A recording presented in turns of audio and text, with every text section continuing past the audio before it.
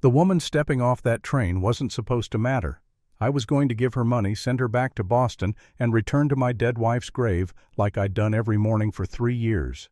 Instead, Grace Hartwell looked me in the eye and refused to leave. 6 weeks later, she'd saved my life with a bullet that changed everything. But that morning at the train station, I had no idea the stubborn woman with the battered suitcase would teach me that love doesn't end with death, it just makes room for something new. Let me start at the beginning. I'm standing on the porch rifle, gripped tight in both hands, blood seeping through my shirt from a shoulder wound I barely feel. Silas Blackwood tumbles from his black stallion 50 feet away, my bullet finding its mark through the chaos and gun smoke. 3 years after Eleanor died, I swore no woman would ever enter my life again. Then Grace Hartwell stepped off that afternoon train, and everything I believed came crashing down around me. But I'm getting ahead of myself. Let me take you back. Back to the morning when my carefully constructed wall of grief first showed its cracks.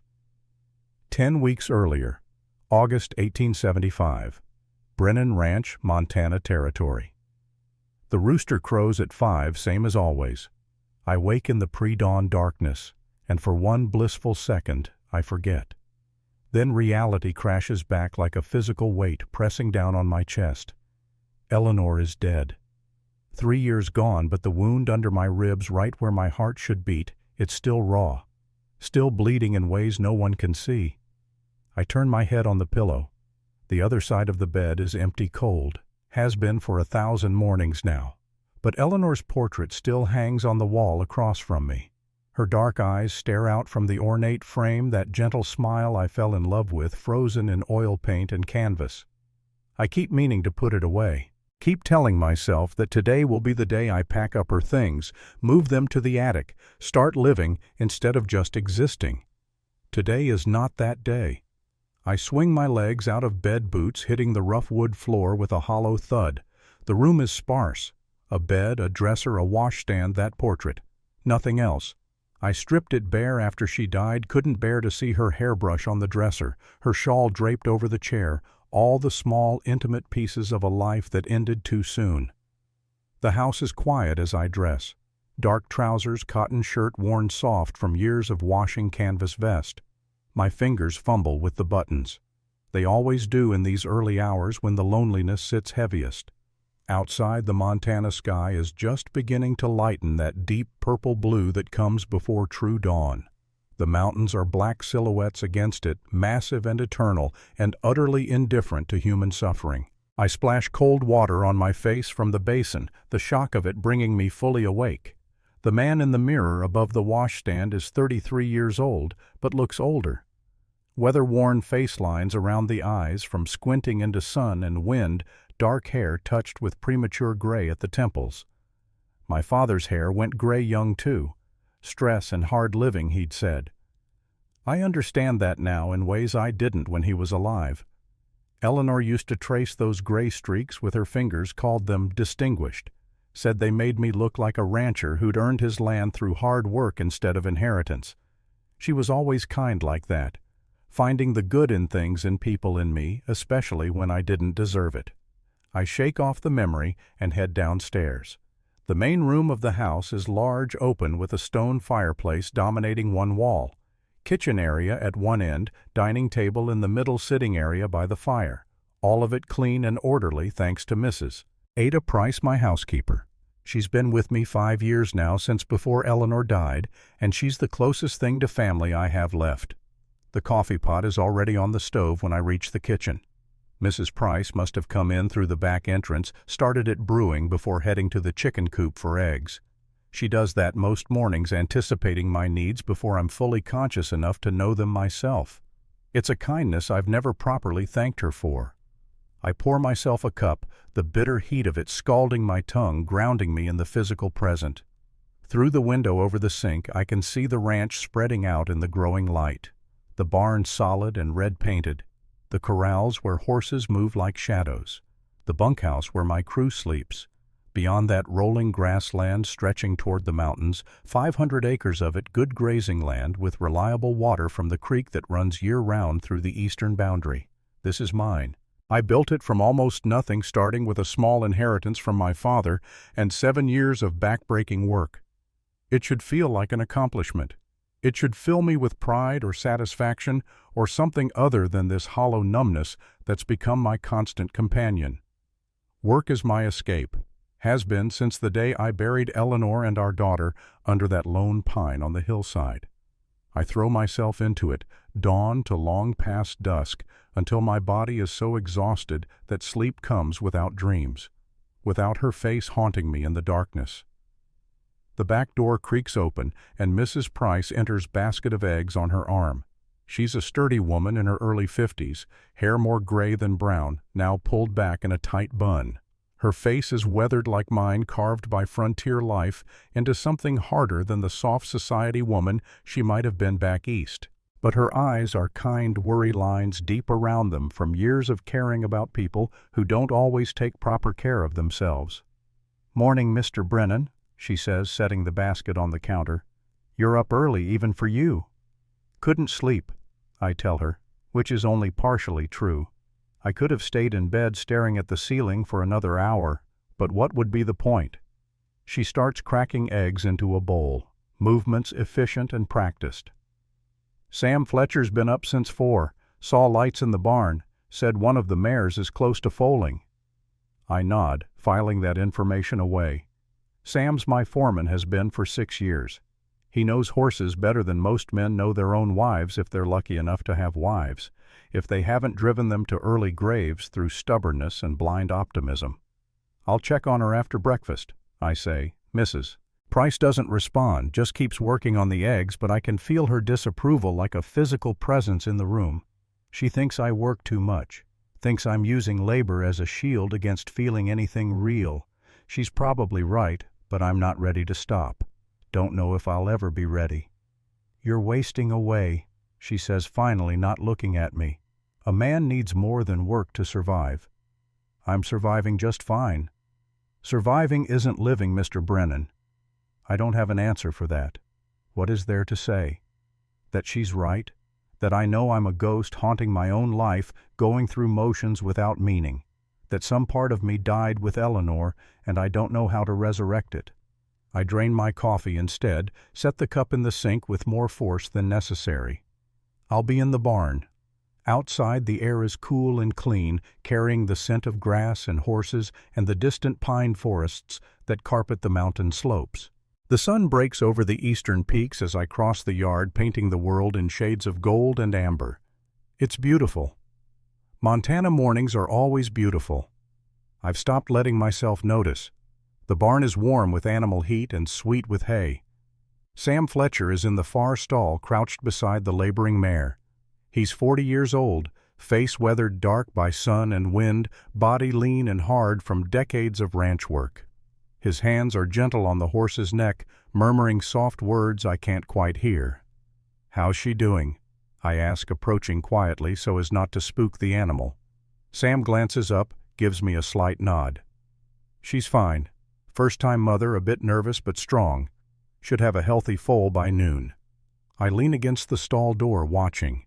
There's something peaceful about this witnessing new life entering the world. It's a counterbalance to all the death I've seen. The war, Eleanor, the baby, the constant attrition of ranch life where animals sicken and die and have to be buried or burned. "Boss?" Sam says after a moment, his tone shifting to something more serious.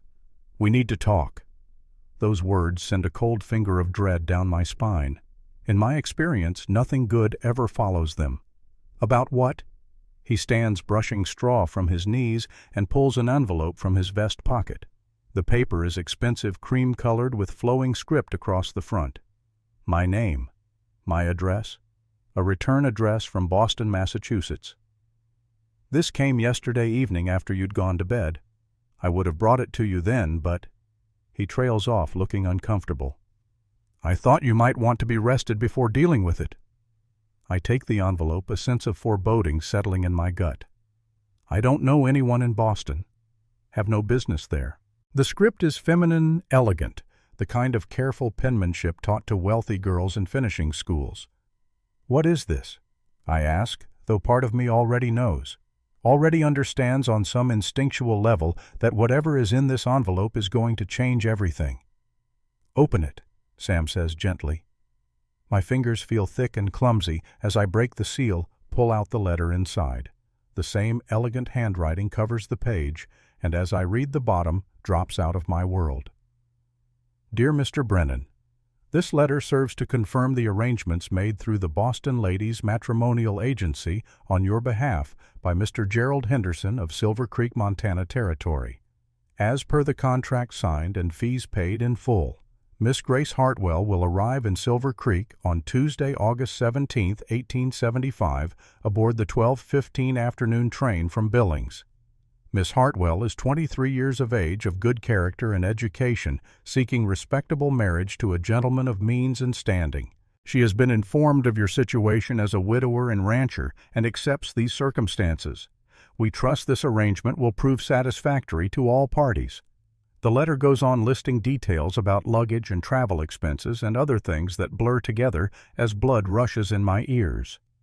What the hell is this? I demand, looking up at Sam. I never arranged for a mail-order bride. I never contacted any agency. Who is Gerald Henderson?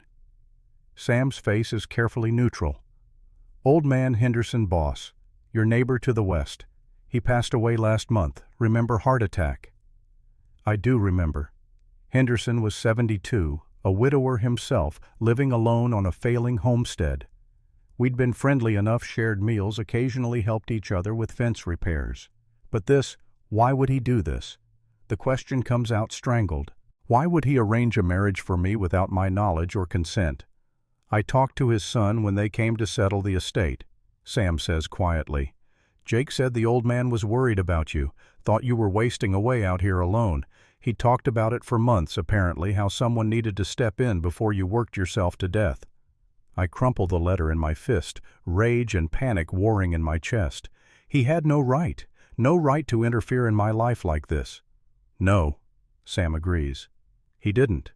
But his intentions were good, boss. Misguided maybe, but good. I don't care about his intentions. I care that some woman is on a train right now traveling across the country under false pretenses, thinking she's coming here to marry me when I never agreed to any of this. Sam is silent for a moment. Then, what are you going to do? What am I going to do? The train arrives in 3 days. 3 days until a stranger shows up expecting to become my wife, expecting a life I can't give her because I have nothing left to give. Send a telegram. I say, my voice rough. Tell her there's been a mistake.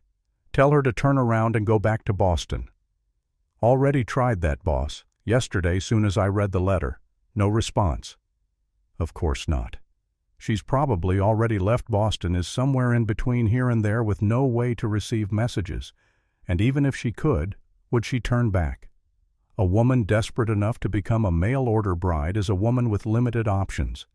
She might not have anywhere to return to. I think of Eleanor suddenly, how she came west with me full of hope and dreams. How I promised her a good life, prosperity, happiness. How I failed to deliver on every one of those promises. How she died scared and in pain while I stood helpless, unable to save her or our child. I'll refuse her at the station, I say, though the words feel like stones in my mouth. Give her money for a return ticket. It's not her fault Henderson was a meddling old fool, but I won't do this. Sam looks at me with something that might be pity. You sure about that, boss? What choice do I have? I'm not going to marry a stranger because my neighbor thought he knew what was best for me. Eleanor's been dead 3 years. That doesn't mean I'm ready to replace her. No one's talking about replacing her, Sam says carefully. But boss, you're not living. You're just existing, going through the motions. Maybe this girl could be a fresh start, a chance to build something new instead of mourning something lost. I don't want something new. The words come out harsh, louder than I intended. The mare in the stall shifts nervously, and I force myself to lower my voice. I want Eleanor back. I want our daughter alive. I want to undo every decision that led to that God-forsaken day. Since I can't have any of that, I'll settle for being left alone. Sam doesn't argue. He knows me well enough to recognize when I've made up my mind, but his eyes are sad as he nods, turning back to the laboring mare. I leave the barn, the crumpled letter still clenched in my fist, and walk up the hillside to the lone pine tree that marks Eleanor's grave. I've worn a path in the grass with my footsteps coming up here most mornings to talk to her, to tell her about the ranch, about the weather, about nothing important, because the only important thing is gone. Her headstone is simple. White marble which cost more than I could afford, but which she deserved. Eleanor Brennan, beloved wife, 1849 to 1872, and their daughter name unspoken 2 hours in this world. We never named the baby, never had the chance. She was born blue and silent, lived just long enough for Eleanor to hold her once before the light faded from both their eyes. The doctor said sometimes it happens that way. Complications. Blood loss. Nothing anyone could have done. I've replayed that day 1,000 times in my head, looking for the moment where I could have changed things. If I'd insisted on a different doctor. If I'd taken her to the hospital in Billings instead of trusting the local physician. If I'd listened when she said she was scared that something felt wrong instead of dismissing her fears as normal pregnancy anxiety. If I hadn't pushed her to have a child in the first place. That's the guilt that eats at me in the darkest hours. Eleanor wasn't sure she wanted children. She'd seen too many women die in childbirth, had heard too many stories of complications and tragedy.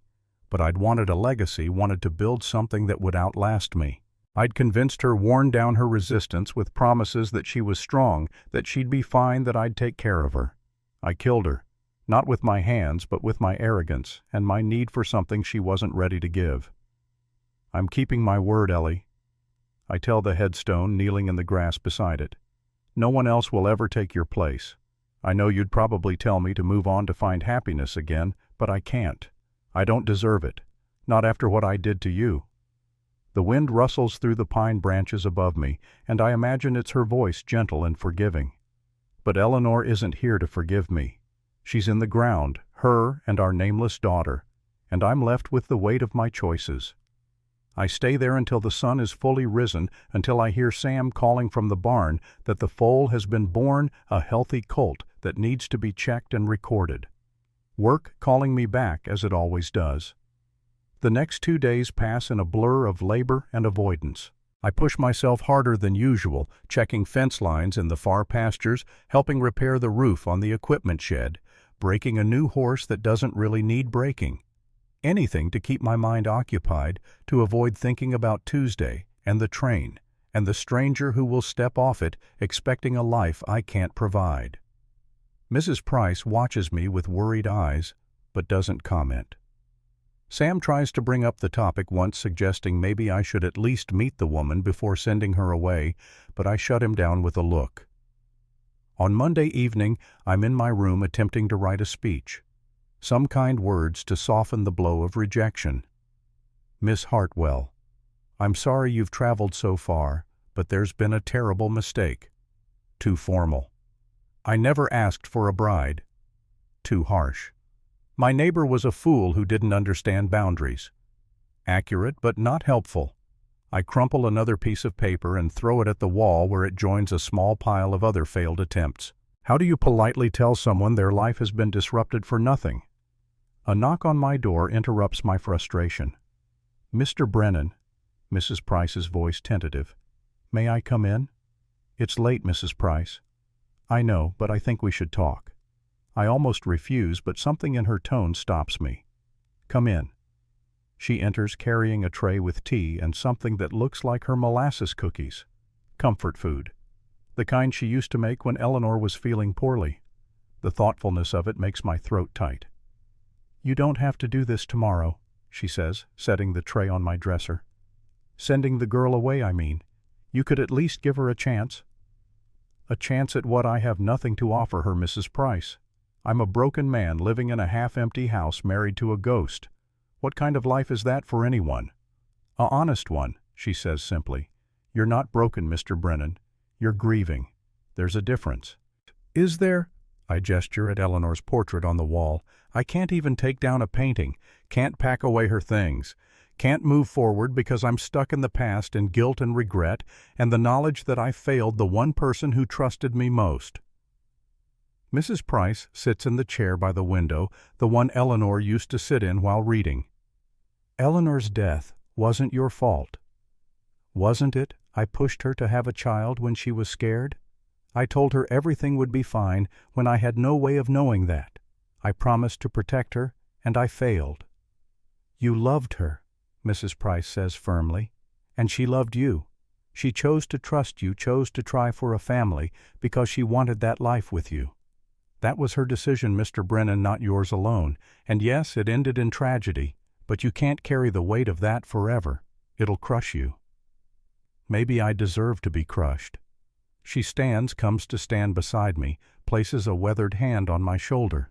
Maybe you deserve a second chance. Maybe this girl showing up isn't a mistake or an intrusion. Maybe it's an opportunity. I don't believe in opportunities anymore, just consequences. Then make this consequence count for something. She squeezes my shoulder gently. At least meet her. Give her the respect of a face-to-face conversation instead of a telegram or a handed-off rejection.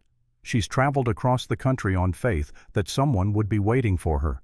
The least you can do is be that someone, even if it's just to say goodbye properly. She leaves before I can respond, and I'm alone again with Eleanor's portrait and my spiraling thoughts. I know Mrs. Price is right. The decent thing, the honorable thing is to meet this Grace Hartwell in person, to explain the situation, to ensure she has the resources to return home safely. But the thought of it terrifies me in ways I can't fully articulate. Not the woman herself, but what she represents. Change. Movement. The possibility of a future that doesn't revolve around grief and penance. I'm not sure I'm ready for that. Not sure I'll ever be. Tuesday morning dawns clear and bright, the kind of perfect August day that makes Montana look like paradise. I dress with unusual care, clean shirt, brushed vest, even attempt to tame my hair with water, though it's a losing battle. If I'm going to reject a woman at a train station, the least I can do is look presentable while doing it. Sam is waiting by the buggy when I come outside, reins already in hand. You want me to come with you? I consider it. Having backup might make this easier, or it might make me look like a coward who can't face a woman alone. No, I should do this myself. Boss. He hesitates, then says, just remember she's probably as scared as you are, maybe more. She's the one who traveled into unknown territory trusting that a stranger would treat her right. The weight of that responsibility settles on my shoulders like a physical burden. I'll be kind, give her money for a return ticket. That's all I can offer. Sometimes kindness is enough. The ride into Silver Creek takes about an hour. The town sits in a wide valley between mountain ranges, the kind of place that started as a mining camp and evolved into something more permanent when the silver ran out, but the ranchers stayed. 20 buildings line the main street. General store, saloon, hotel, bank, land office, church, with a white steeple pointing toward heaven like an accusatory finger. I tie the buggy outside the train depot, a small wooden structure with a covered platform. It's approaching noon, and the platform is busier than usual.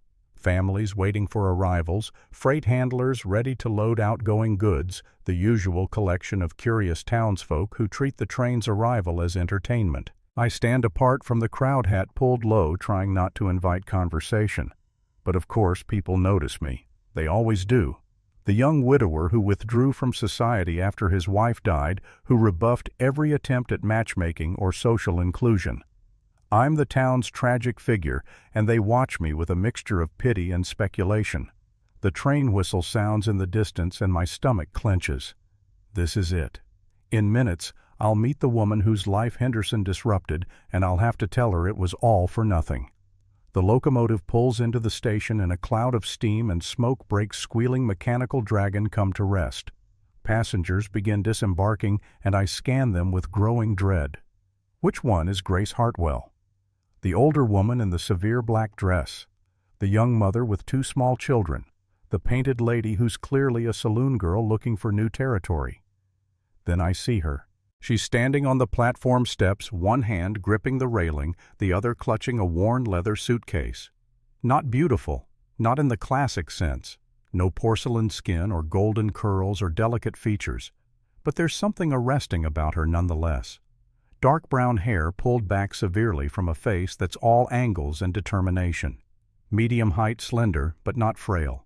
She's wearing a simple gray traveling dress that's been mended in several places, and her hands on the suitcase are work-roughened, not the soft hands of a pampered city woman. But it's her eyes that capture my attention. Even from this distance I can see them. Not quite brown, not quite green, some shade in between. And in them I see not fear exactly, but a kind of fierce resolve. This is a woman who's afraid, but won't let that fear control her. She steps fully onto the platform and looks around searching. When her gaze lands on me, I see the question in her expression, the hope, the desperate need for this to be real, for someone to be waiting for her. I force my feet to move, crossing the distance between us. Up close, she's younger than I expected. 23, the letter said, but she has an old soul's eyes, the kind that have seen too much hardship too soon. There's a healing bruise on her left wrist, barely visible under her sleeve cuff. Another story there, probably a bad one. Miss Hartwell. My voice comes out rougher than intended. Her chin lifts slightly, that gesture of pride I'll come to know well. Mr. Brennan. Yes, I'm James Brennan. Most folks call me Cole. She sets down her suitcase and executes a perfect curtsy, the kind they probably teach in finishing schools back east. It's absurd here on a dusty Montana platform, and I see color rise in her cheeks as she realizes it. Mr. Brennan, she begins, but I cut her off because I can't bear to hear hope in her voice when I'm about to crush it. I need to be honest with you, Miss Hartwell. There's been a mistake, a terrible mistake. I watch her face as understanding dawns. The hope draining away, replaced by something that might be devastation if she'd let herself show it. But she doesn't.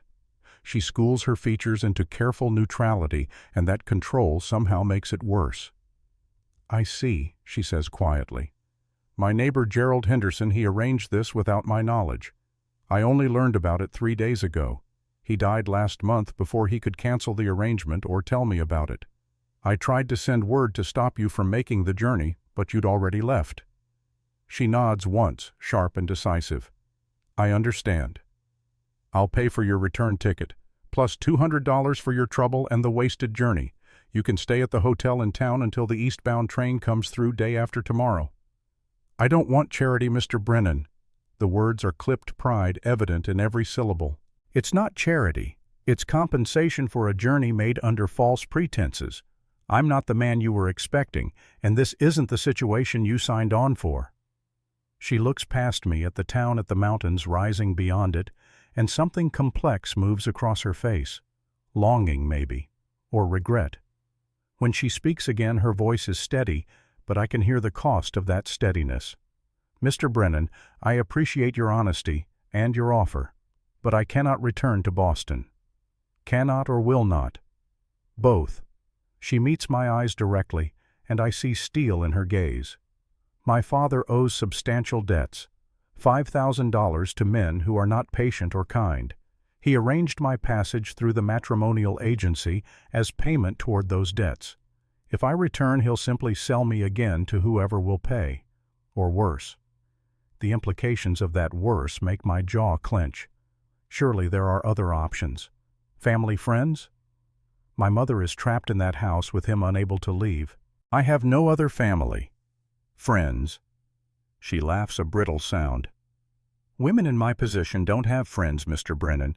We have people who pity us and people who use us, and sometimes those are the same people.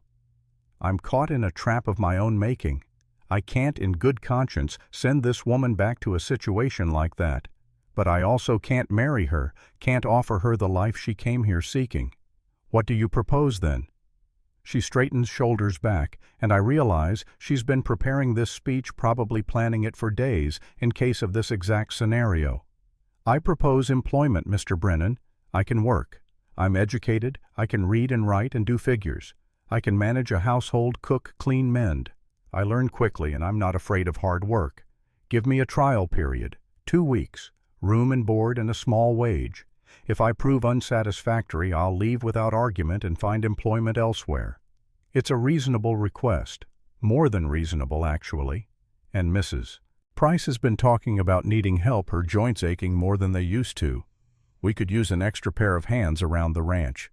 But something about this feels dangerous. Not the woman herself, but the proximity, the daily contact. The risk that she might start to matter, that I might start to care, that the carefully constructed walls I've built around my heart might develop cracks. Before I can respond, Mrs. Price's voice comes from behind me. I didn't even notice her approaching. "We do need kitchen help," she says, addressing me but looking at Grace with frank assessment. "And I'm getting too old for all the housework myself. An extra pair of hands would be most welcome." I turned to find Mrs. Price with Sam Fletcher beside her. They must have followed me into town, concerned about how this would play out. Or maybe just wanting to see the woman who'd traveled so far on false promises. "Mrs. Price," I start, but she cuts me off with a look. "2 weeks' trial is more than fair, Mr. Brennan. Give the girl a chance to prove herself." Grace is looking at me with something like hope rekindling in her eyes, and I feel the trap closing around me. How can I say no without looking like a heartless bastard? How can I turn her away when she's asking not for marriage, but for simple dignity through honest work? "Fine," I hear myself say. 2 weeks, trial basis, room and board and $10 in wages. But Miss Hartwell, I want to be absolutely clear. This is employment, not courtship. I'm not looking for a wife. I'm not capable of being a husband to anyone. Do you understand? Perfectly, Mr. Brennan. She extends her hand like a man sealing a business deal. Thank you for this opportunity. Her grip is firm when I shake her hand, and I notice calluses on her palm. This is not a woman afraid of work. Maybe that should comfort me, but instead it makes me wonder what kind of life she's led that's roughened her hands and put that old soul weariness in her young eyes. "I'll get your trunk from the freight car." Sam says always practical. "Mrs. Price can ride with Miss Hartwell in the buggy, boss, and I'll follow with her things in the wagon." The arrangement made, we proceed in a kind of awkward silence. I help Grace into the buggy, her hand light on my arm, and I try not to notice the way she smells faintly of rose water under the dust of travel. Try not to see Eleanor in her, even though they're nothing alike. Eleanor was soft and gentle. This woman is all sharp edges and contained fire. Mrs. Price climbs up beside her and immediately begins a stream of talk that's probably meant to ease tension, but only makes me more aware of how bizarre this situation is. I'm bringing home a mail-order bride as an employee. What will people say? What will they think? The answer comes to me with brutal clarity. They'll think exactly what they thought before, that I'm that tragic widower unable to move forward, clinging to the past. And they'll be right. The ride back to the ranch is interminable. I keep my eyes on the road, but I'm hyper-aware of the woman sitting behind me. Every shift of her weight, every soft comment to Mrs. Price. She's taking in the landscape. I realize seeing Montana for the first time. Seeing what might have been her home if circumstances were different. "It's beautiful," she says at one point, voice soft with something like wonder. "I've never seen mountains like these." "They're called the Rockies," Mrs. Price tells her. "More beautiful in some ways than the Alps, or so I'm told by those who've seen both. I've only seen pictures and books. The reality is so much more overwhelming." I supply without thinking. I was going to say magnificent. We crest the final rise and the ranch spreads out below us in the afternoon light. The house and barn, the corrals and outbuildings, the creek silver bright as it cuts through the pasture. 500 acres of Montana Valley, hard-won and well-maintained. It should fill me with pride. Instead, I just feel tired. Grace leans forward slightly, and I hear her breath catch. "This is all yours." "Mine and the bank's," I say, "still paying it off." "It's remarkable. You must have worked very hard to build all this." I have. 7 years of 16-hour days of hands blistered and then calloused, of winters so cold I thought I might lose fingers or toes, of summers so hot the grass turned brown and water became more precious than gold. Eleanor helped in those early years, keeping the books, managing the household, standing beside me through every challenge. Then she died, and all that work felt meaningless. What's the point of building an empire when you have no one to share it with, no one to pass it on to? Hard work is all I know. I tell Grace, and it's more honest than I intended. Sam is already at the ranch when we arrive, Grace's trunk unloaded and waiting on the porch. The crew has gathered curious about the stranger. Tom Whitfield, my horse handler, a grizzled man in his 50s. Young Billy Cooper, barely 20, eager and earnest. They watch as I help Grace down from the buggy, and I can see questions in their eyes. "Men?" I say, keeping my voice level and professional. "This is Miss Grace Hartwell. She'll be helping Mrs. Price with household duties for a trial period. I expect you to treat her with respect." They nod, murmur greetings. Billy practically trips over himself to tip his hat, and I make a mental note to talk to him about keeping proper boundaries. The last thing I need is romantic complications among my crew. "I'll show you to your room, Mrs." Price says to Grace. "Mr. Brennan, can you bring the trunk?" I lift the trunk, surprised by its weight or lack thereof. This is everything she owns in the world, and it weighs less than a saddle. What kind of life has she left behind that she could pack it so completely into one small trunk? The house feels different with her in it. I can't explain how, but her presence changes something fundamental about the space. Maybe it's just that there's a woman here who isn't Eleanor, who isn't a ghost who breathes and moves and takes up room in the physical world. Mrs. Price leads her to the middle bedroom, the one between mine and the guest room. It's furnished simply bed and dresser and washstand, but it's clean and the window looks out over the valley toward the mountains. Eleanor's room had the sunrise view. This one gets the sunset. "It's lovely," Grace says, setting her worn carpet bag on the bed. "More than adequate." "Bathroom's down the hall," Mrs. Price tells her. "We've got running water heated by the cook stove. Meals are at 6, noon, and 6. Everyone eats together family style. We're informal here, but Mr. Brennan appreciates punctuality." Grace nods, taking it all in. I set her trunk at the foot of the bed and retreat to the doorway, feeling like an intruder in my own house. "I'll let you get settled," I say. "Supper in 2 hours." I escape to the barn, need space and air and the familiar comfort of horses who don't ask questions or expect things I can't give. Sam finds me there 20 minutes later, mucking out stalls like a common hand instead of the owner. "You doing all right, boss?" Define all right. He leans against the stall door, studying me with those knowing eyes. Could be worse. She seems like a decent woman, polite, dignified. Not what I was expecting from a mail-order bride. What were you expecting? I don't know. Someone desperate, maybe. Someone with nowhere else to go and no other options. That's exactly what she is, Sam. That's why I couldn't send her away. He's quiet for a moment. "You did the right thing offering her work." Did I? Or did I just complicate my life in ways I'm not equipped to handle? Maybe both. He shifts his weight and I hear the question coming before he asks it. "What are you afraid of, boss?" I stab the pitchfork into the hay with more force than necessary. "I'm not afraid." "Like hell you're not. You've been terrified since you read that letter.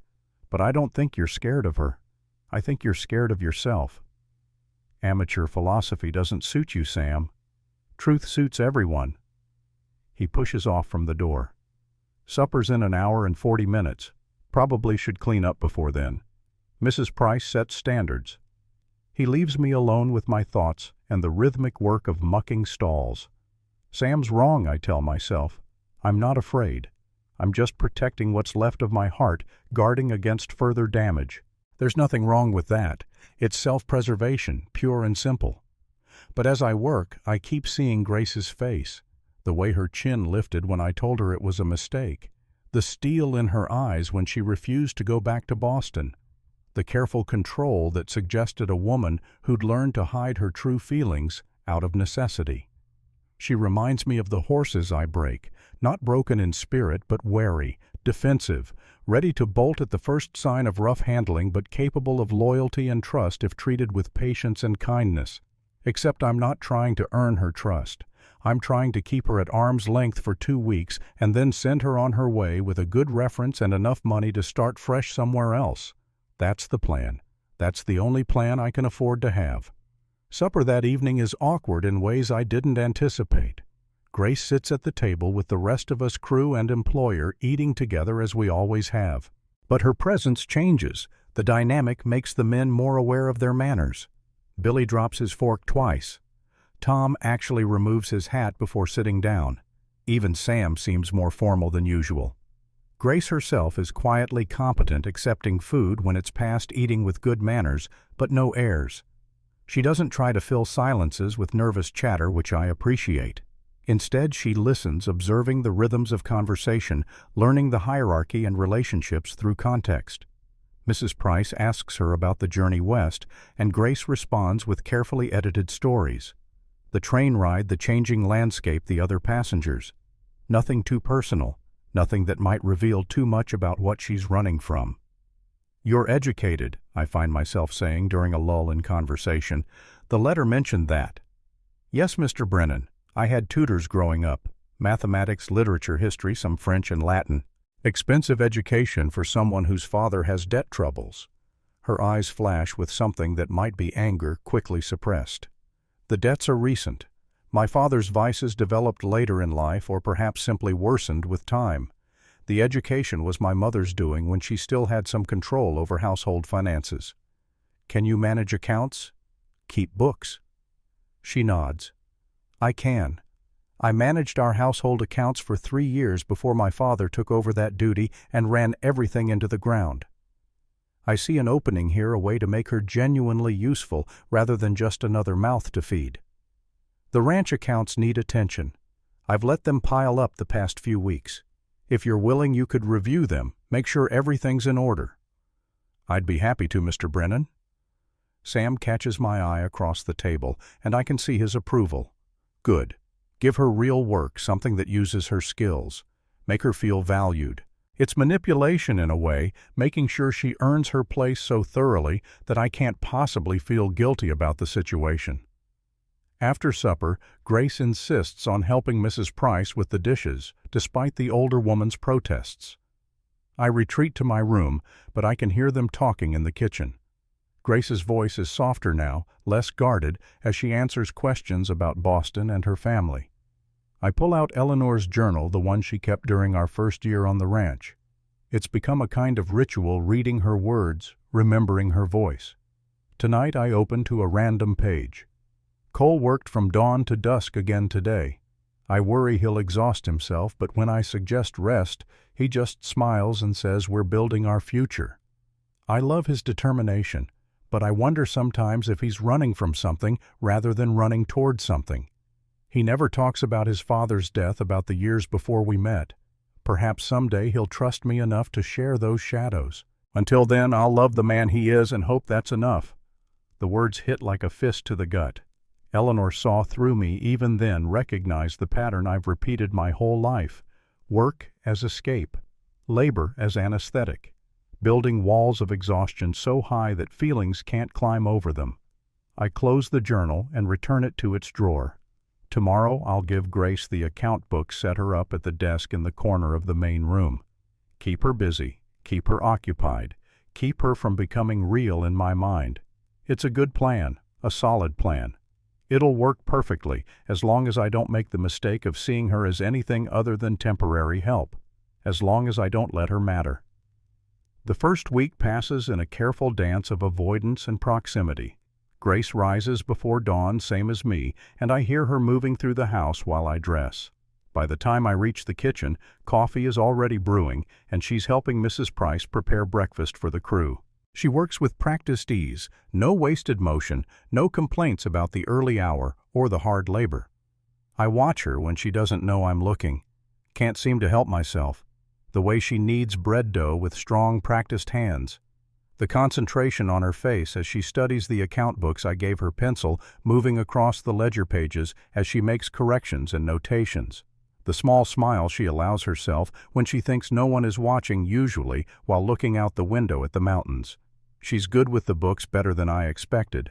On the third day, she presents me with a full accounting, pointing out areas where I've been overpaying for supplies, suggesting different vendors, showing me patterns in expenses I hadn't noticed.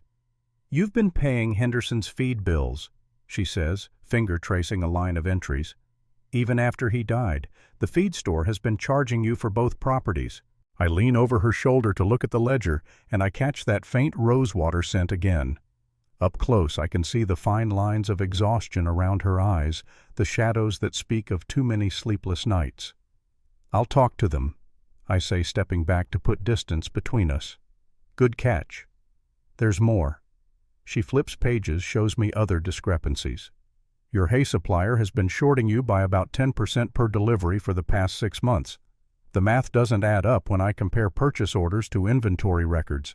That's nearly $500 in lost product." I feel anger rising not at Grace for pointing it out, but at my own negligence. I've been so lost in grief and guilt that I've let my business fall into disarray. "I'll handle it," I tell her, perhaps more sharply than intended. She doesn't flinch, just nods and returns her attention to the books. "Of course, Mr. Brennan. I've made notes of all the issues I found. The ranch is profitable, more so than you probably realize, but there are inefficiencies that could be corrected." "You have recommendations?" "Several, if you'd like to hear them." I pull up a chair, sitting across from her at the table. "I'm listening." She speaks for 20 minutes, outlining a plan for better resource management, suggesting improvements to purchasing and inventory systems, even proposing a way to negotiate better terms with the railroad for cattle shipments. It's clear, logical, and demonstrates a mind for business that most men don't possess, let alone women. "Where did you learn all this?" I ask when she finishes. "My father," ironically. Before he descended into vice, he was actually a successful merchant. I watched him conduct business, learned the principles of negotiation and resource management. I just applied those principles to ranching instead of dry goods." "It's impressive work, Miss Hartwell." Something flickers across her face at the formal address. Disappointment, maybe, or resignation. "Thank you, Mr. Brennan." The distance between us feels deliberate now, maintained by those formal names. Mr. Brennan and Miss Hartwell, employer and employee, nothing more. It's safer this way. Necessary. But that night, lying in bed, staring at the ceiling, I find myself thinking about her. Not in the way a man thinks about a woman he's attracted to, though I'd be lying if I said I hadn't noticed she's handsome in her own severe way. No, I'm thinking about the person underneath the careful control. The woman who left everything behind on the faith that someone would be waiting for her. The survivor who refuses to go back to a situation that clearly damaged her. She reminds me of the horses I gentle. Not broken, but wary. Ready to trust if given reason, but equally ready to defend herself if threatened. I shouldn't care about any of that. In 9 more days, her trial period will be over, and she'll move on to whatever comes next. I'll give her a good reference, a generous wage, and wish her well. That's all there is to it. Except I'm starting to realize that might not be all there is to it. On the 8th day, everything changes. It happens in the morning when the sun is just clearing the eastern peaks. I'm in the barn checking on the new colt when I hear Billy scream. Not a shout or a yell, but a genuine scream of pain and terror that makes my blood run cold. I sprint toward the sound, Sam and Tom right behind me. We find Billy in the breaking corral, pinned under a horse that's gone wild with panic. The animal is rearing and bucking, hooves coming down dangerously close to Billy's head. The boy's leg is bent at a wrong angle, blood seeping through his torn pants. "Get a rope!" I shout at Tom, already moving toward the corral fence. "Sam, we need to calm that horse before it kills him." But before either of them can move, Grace is there. She must have heard the scream from the house, must have run full speed across the yard. She climbs the corral fence with surprising agility, lands inside, and starts making soft clicking sounds with her tongue. "Miss Hartwell, get out of there." I order, but she ignores me completely. She approaches the panicked horse with steady, fearless steps, hands out, voice low and soothing. "Easy, boy. Easy now. Nobody's going to hurt you. You're all right. You're safe." The horse's ears flick toward her voice. It stops bucking, though it's still dancing nervously, still too close to Billy's unprotected head. "That's it," Grace murmurs, closer now. "Good boy. Such a good, brave boy. You didn't mean to hurt anyone. You were just scared. I understand being scared." She's within touching distance now, and I'm holding my breath, certain the horse will spook and trample her. But instead it lowers its head, lets her stroke its neck. Within seconds, she has hold of the trailing reins, is leading it away from Billy with calm authority. "Someone get him out," she says, still focused on the horse. Carefully, his leg is broken. Sam and I vault the fence, lifting Billy as gently as we can. The boy is white with pain teeth gritted, but he doesn't cry out. We carry him toward the house while Tom takes the horse from Grace, leading it to a separate pen. Grace follows us inside, immediately taking charge in a way that's both surprising and natural. Lay him on the table. Mrs. Price, I need clean watercloth for bandages and whiskey. Mr. Brennan, I need 2 straight pieces of wood about this long. She holds her hands apart, indicating length. And rope or leather strips to tie the splint. You know how to set a broken leg? I ask, already moving toward the supply room. I've done it before. My mother taught me. She had to tend many injuries over the years. There's a story there, and not a good one. Those bruises on her wrist make more sense now, but I don't have time to think about it. I gather what she needs and return to find Grace examining Billy's leg with gentle but thorough hands. Clean break, she says. Compound but not severe. Billy, this is going to hurt badly. Do you want the whiskey first? The boy shakes his head. Just do it, Miss Hartwell. Get it over with. You're braver than most men I've known. She positions herself at his foot, hands gripping his boot. Mr. Brennan, hold his shoulders. Don't let him move when I pull. I do as instructed, bracing Billy from behind. Grace counts to 3, and then pulls with strength I didn't know she possessed. Billy screams, the sound cutting through me, but she doesn't stop or hesitate. There's a sickening grinding sound as the bone realigns, and then it's done. Grace works quickly, cleaning the wound, applying the splint, binding it tight with strips of cloth. Her hands are steady throughout, no tremor or uncertainty. This is not her first time dealing with serious injury. When she's finished, she sits back, wiping blood from her hands. He needs a real doctor to check my work, but this should hold. Keep him still for at least 6 weeks. The bone will heal if he doesn't put weight on it too soon. Billy has passed out, whether from pain or shock, I can't tell. We carry him to his bunk in the crew quarters, settle him as comfortably as possible. Mrs. Price stays with him while I walk Grace back to the main house. That was remarkable, I tell her. Most people would have panicked. Panic serves no purpose in an emergency. Action does. Where did you really learn to do that? The truth, not the edited version. She's quiet for a long moment, and I think she won't answer. Then, my father had a temper when he drank. My mother bore the brunt of it, but sometimes his rages extended to me or the household staff. Someone had to know how to set bones and stitch wounds when the doctor's visits would raise too many questions. The casual way she says it, as if it's normal, as if violence at home is just something everyone deals with, makes my hands curl into fists. Your father did that to you. Not often. Mostly it was my mother he hurt. I learned to stay out of his way, to be quiet and invisible. But sometimes invisibility isn't enough. I think of Eleanor, how she died, and I'm suddenly violently grateful that I never raised a hand to her in anger. That whatever my failings as a husband, at least, I never did that. I'm sorry. I say inadequate words for unspeakable things. Don't be. I survived. That's more than many can say. She looks toward the mountains, that longing expression on her face again. Out here I can breathe without wondering if the next breath will trigger rage. That's worth everything I left behind. We stand in silence for a moment, and something shifts between us. Not attraction exactly, though I'm aware of her in ways I've been trying to ignore. It's more like recognition. 2 people who've survived different traumas, who carry different scars, acknowledging that survival in each other. Thank you, I say finally, for Billy. He could have died if you hadn't acted so quickly. You're welcome, Mr. Brennan. Cole, I hear myself say. You can call me Cole. We've gone past formality now, I think. A small smile touches her lips, the first genuine one I've seen. It transforms her face, makes her almost beautiful. Then you should call me Grace. Grace. The name feels strange on my tongue, intimate in a way I'm not ready for but can't seem to avoid. That evening the crew gathers to check on Billy, who's awake and making brave jokes about his clumsiness. They're treating Grace differently now, I notice, with respect that borders on reverence. She saved one of their own, proved herself in the way that matters most out here, through action, not words. Sam pulls me aside while Grace is helping Mrs. Price clean up after supper. That woman's something special, boss. She's more than capable, I allow. She's more than competent.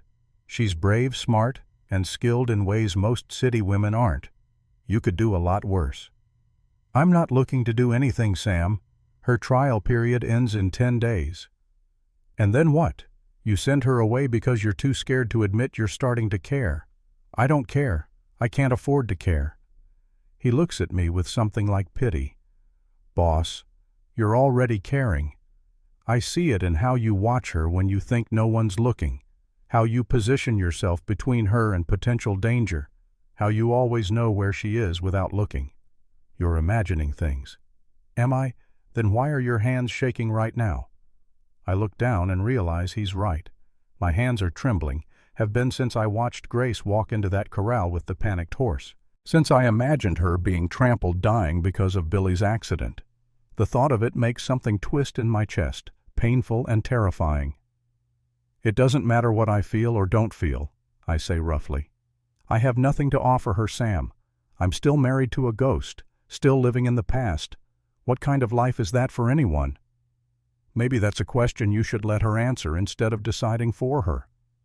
He walks away before I can respond, leaving me standing alone in the gathering darkness, wrestling with truths I'm not ready to face. That night I can't sleep. I keep seeing Grace in that corral, fearless in the face of danger. Keep seeing her hands steady and sure setting Billy's broken leg. Keep seeing the shadows in her eyes when she talked about her father, about survival and invisibility.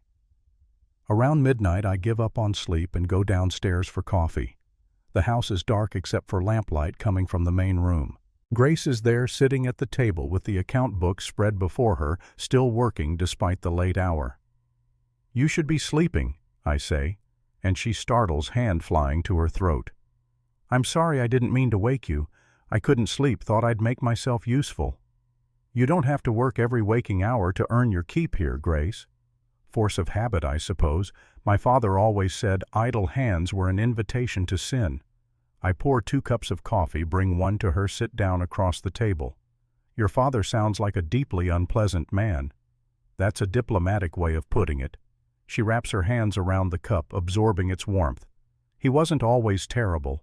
When I was very young, before his business started failing, he could be kind, brought me sweets, told me stories. But then things went wrong. Money became tight, and the drinking started. The kindness disappeared. What about your mother? Why didn't she leave? Where would she go? Women don't have many options, Cole. We can't own property in our own names in most places, can't open bank accounts without a man's permission. Marriage is often a trap with no visible exit. The casual use of my given name sends a small shock through me. It sounds right, somehow natural, like she's been saying it for years instead of hours. It shouldn't be that way, I say. No, it shouldn't, but wishing doesn't change reality. She takes a sip of coffee, watching me over the rim of the cup. Your wife, Eleanor, what was she like? The question catches me off guard. Most people are too uncomfortable to ask about her directly, preferring to pretend she never existed rather than acknowledge the grief. She was gentle, I say after a moment. Kind. She saw the good in everything, even when circumstances were difficult. Especially then, actually. She had this ability to find hope in the darkest situations. You loved her very much. I did. I do. I correct myself because present tense feels more honest. She deserved better than what I gave her. What do you think you gave her? Death. I gave her death and took everything else away. Grace sets down her cup, reaches across the table, and places her hand over mine. The touch is light, tentative, but it burns like a brand. Tell me what happened, if you want to. I should pull away, should maintain the distance that's kept me safe for 3 years. But her hand is warm and real, and somehow against all logic, I find myself talking. She was scared of childbirth. She'd seen too many women die that way, heard too many stories. When she got pregnant, she was terrified. But I told her she was strong, that she'd be fine, that women had babies every day, and most of them survived. I convinced her to trust me. And she did trust you. Yes. right up until the moment she died. The labor went on for 18 hours. The doctor kept saying it was normal that first babies take time. But I could see she was getting weaker, see the blood, see the fear in her eyes. By the time he realized something was wrong, it was too late. She hemorrhaged. The baby was breech already dead when they finally pulled her out. Eleanor lasted another hour. My voice breaks on the last word, and I'm horrified to feel tears burning my eyes. I haven't cried since the day I buried them, haven't allowed myself that release. She asked me to forgive her. I continue, voice rough. Can you imagine she was dying because of my stubbornness, because I'd pushed her into something she wasn't ready for, and she was asking me to forgive her for failing to give me a child? What did you say? I told her there was nothing to forgive, that I loved her, that everything would be all right. I laugh bitterly. I was lying, of course. Nothing was all right. Nothing has been all right since. Grace's grip on my hand tightens. You couldn't have known what would happen, Cole. Medicine is imprecise. Sometimes things go wrong despite everyone's best efforts. But I should have listened to her fears instead of dismissing them. Should have taken her to the hospital in Billings instead of relying on the local doctor. Should have done something different, anything different that might have changed the outcome. Or it might have ended the same way. You can't know, and torturing yourself with what-ifs won't bring her back. I know that. But knowing doesn't make the guilt go away. She's quiet for a long time, just sitting there holding my hand while I struggle to regain control of emotions I've kept locked away for 3 years. When she finally speaks, her voice is soft but firm. Guilt is heavy, Cole. It'll crush you if you let it. I know because I've carried my own share. Guilt about not protecting my mother better, about escaping when she couldn't, about being relieved to be away from that house even though it meant abandoning her. That's different. Is it? We both blame ourselves for things outside our control. We both torture ourselves with alternative realities that never existed and never could exist. The only difference is the specific circumstances. I look at her, then really look at her. In the lamplight, her features are softer, more vulnerable than they appear in daylight. Those hazel eyes hold understanding that goes beyond sympathy, wisdom earned through suffering. How do you let go of it? I ask. The guilt, the regret, all of it. I don't know that you do let go completely, but maybe you learn to carry it differently. Maybe you honor the dead by living instead of dying alongside them. The words hit something deep inside me, a truth I've been avoiding. Eleanor wouldn't want this. She'd hate seeing me like this, hollow and half alive, going through motions without meaning. She'd want me to heal, to find happiness again, to build a life that honors her memory rather than enshrining it in grief. You're wiser than you have any right to be at 23, I tell Grace. Suffering ages you in ways that have nothing to do with years.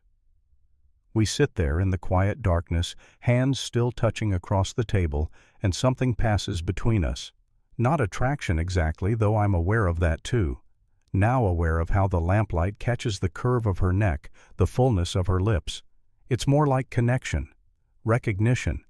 Two wounded people finding unexpected understanding in each other. I should let go of her hand. Should stand up, say good night, retreat to the safety of my room and the familiar company of my ghosts. But I don't. I sit there like a fool holding the hand of a woman I barely know, feeling something I haven't felt in 3 years. Hope. Faint and fragile and terrifying, but hope nonetheless. The next morning brings trouble in a form I should have anticipated, but didn't. I'm in the corral with Tom checking on the horse that threw Billy when a rider approaches from the west. Even from a distance I recognize him, Silas Blackwood, our largest and most ruthless neighbor. Company, Tom mutters, and there's warning in his voice. Silas Blackwood is 48 years old and looks like the mountains carved him from granite. Tall and broad-shouldered with iron-gray hair and eyes the color of winter storms. He rides a black stallion that cost more than most men earn in 5 years, wears clothes tailored in San Francisco, and carries himself with the confidence of someone who's never been told no. He's been trying to buy my water rights for 2 years now. I've refused every offer, and the refusals have made him increasingly aggressive. He reins in his horse at the corral fence, looking down at me with something between contempt and calculation. "Brennan, heard you had some excitement yesterday. Boy get hurt. Broken leg, he'll be fine. Good help is hard to find. You can't afford to lose hands." His eyes sweep the property, taking inventory. "Speaking of which, I heard something interesting in town. You've taken on a woman. Mail-order bride, they say." I feel my jaw tighten.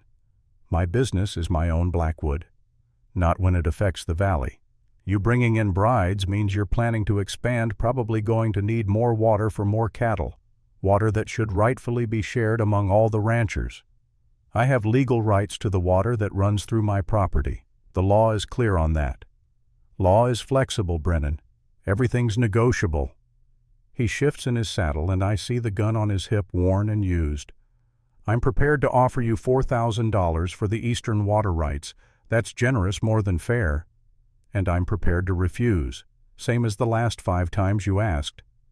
His face hardens. "You're making a mistake. This valley isn't big enough for everyone to prosper.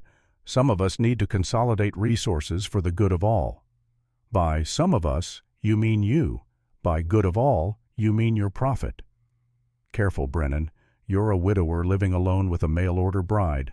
That's a vulnerable position. Things happen on the frontier. Accidents, fires, missing cattle." He pauses, lets the threat hang in the air. "Would be a shame if that pretty woman you brought in got caught up in frontier troubles."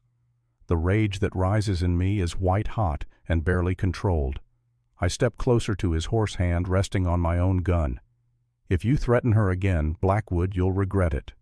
He smiles, cold and calculating. "I'm not threatening anyone, just stating facts. The frontier is dangerous. You should be more careful about who you bring into it." He wheels his horse and rides away at a casual pace, making it clear he's not intimidated. When he's out of sight, Sam appears from the barn, rifle in hand. "I was watching from the loft," he says. "Say the word boss and Blackwood becomes a very permanent former problem." "No, we're not murderers, and he knows it. That's why he can make threats so freely." "Then what do? We prepare. Double the guard rotations. No one goes anywhere alone, especially Grace. And I need to talk to the other small ranchers, see if we can form some kind of alliance. Blackwood's been pressuring all of us. Together we might have enough leverage to push back." "That'll take time to organize." "Then we'd better start now." That evening I tell Grace about the encounter over supper. The crew needs to know about the threat, and she's part of this household now, deserves to understand the situation.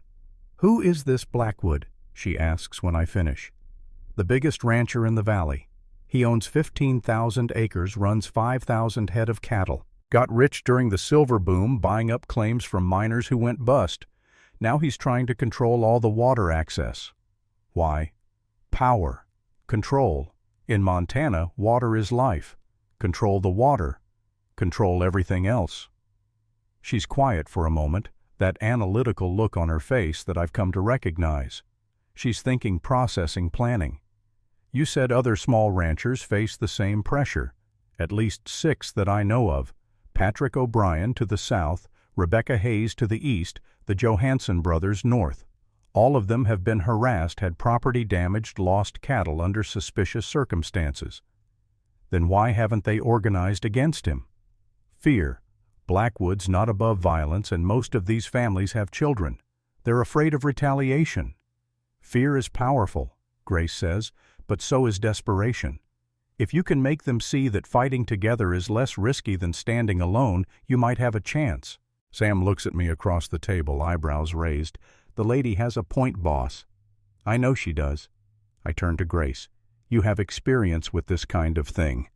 Organizing people, I mean. My father's business failed partly because he couldn't build alliances with other merchants. He was too proud, too convinced he could succeed alone. I watched those who did form cooperatives prosper while he crumbled. The principle is the same whether you're selling dry goods or raising cattle. Could you help me draft some kind of agreement, something that would bind us together in mutual defense?" She nods slowly. "I could try, but I'd need information. Water rights documents, property surveys, anything that establishes legal claims. And I'd need to understand the specific threats each rancher faces. I can get you all of that. Over the next 3 days, Grace and I worked together, poring over maps and documents, drafting agreements and strategies. We fall into an easy rhythm, her analytical mind complementing my practical knowledge of ranching and the valley's politics. We work late most nights, and Mrs. Price starts leaving coffee and cookies out for us like we're children studying for exams. It should feel strange, this domestic intimacy, but instead it feels natural, right even. On the 4th night, Grace leans back in her chair, rubbing tired eyes. I think I have something workable, a confederation of sorts with shared water rights managed by committee mutual defense agreements and provisions for combined purchasing power. Let me see. She hands over the documents, and I'm impressed by the thoroughness of her work. She's thought of everything from dispute resolution mechanisms to succession planning in case a rancher dies or sells their land. This is brilliant, Grace. It's practical. Whether the other ranchers will agree to it is another question entirely. There's only one way to find out. I'll send word tomorrow, invite them here for a meeting. She nods, then stands to stretch.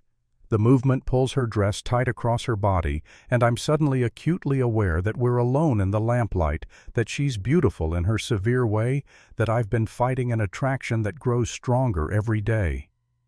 Grace, I say, and my voice comes out rougher than intended. She turns, and something in my expression must alert her because her own face changes, softens, opens.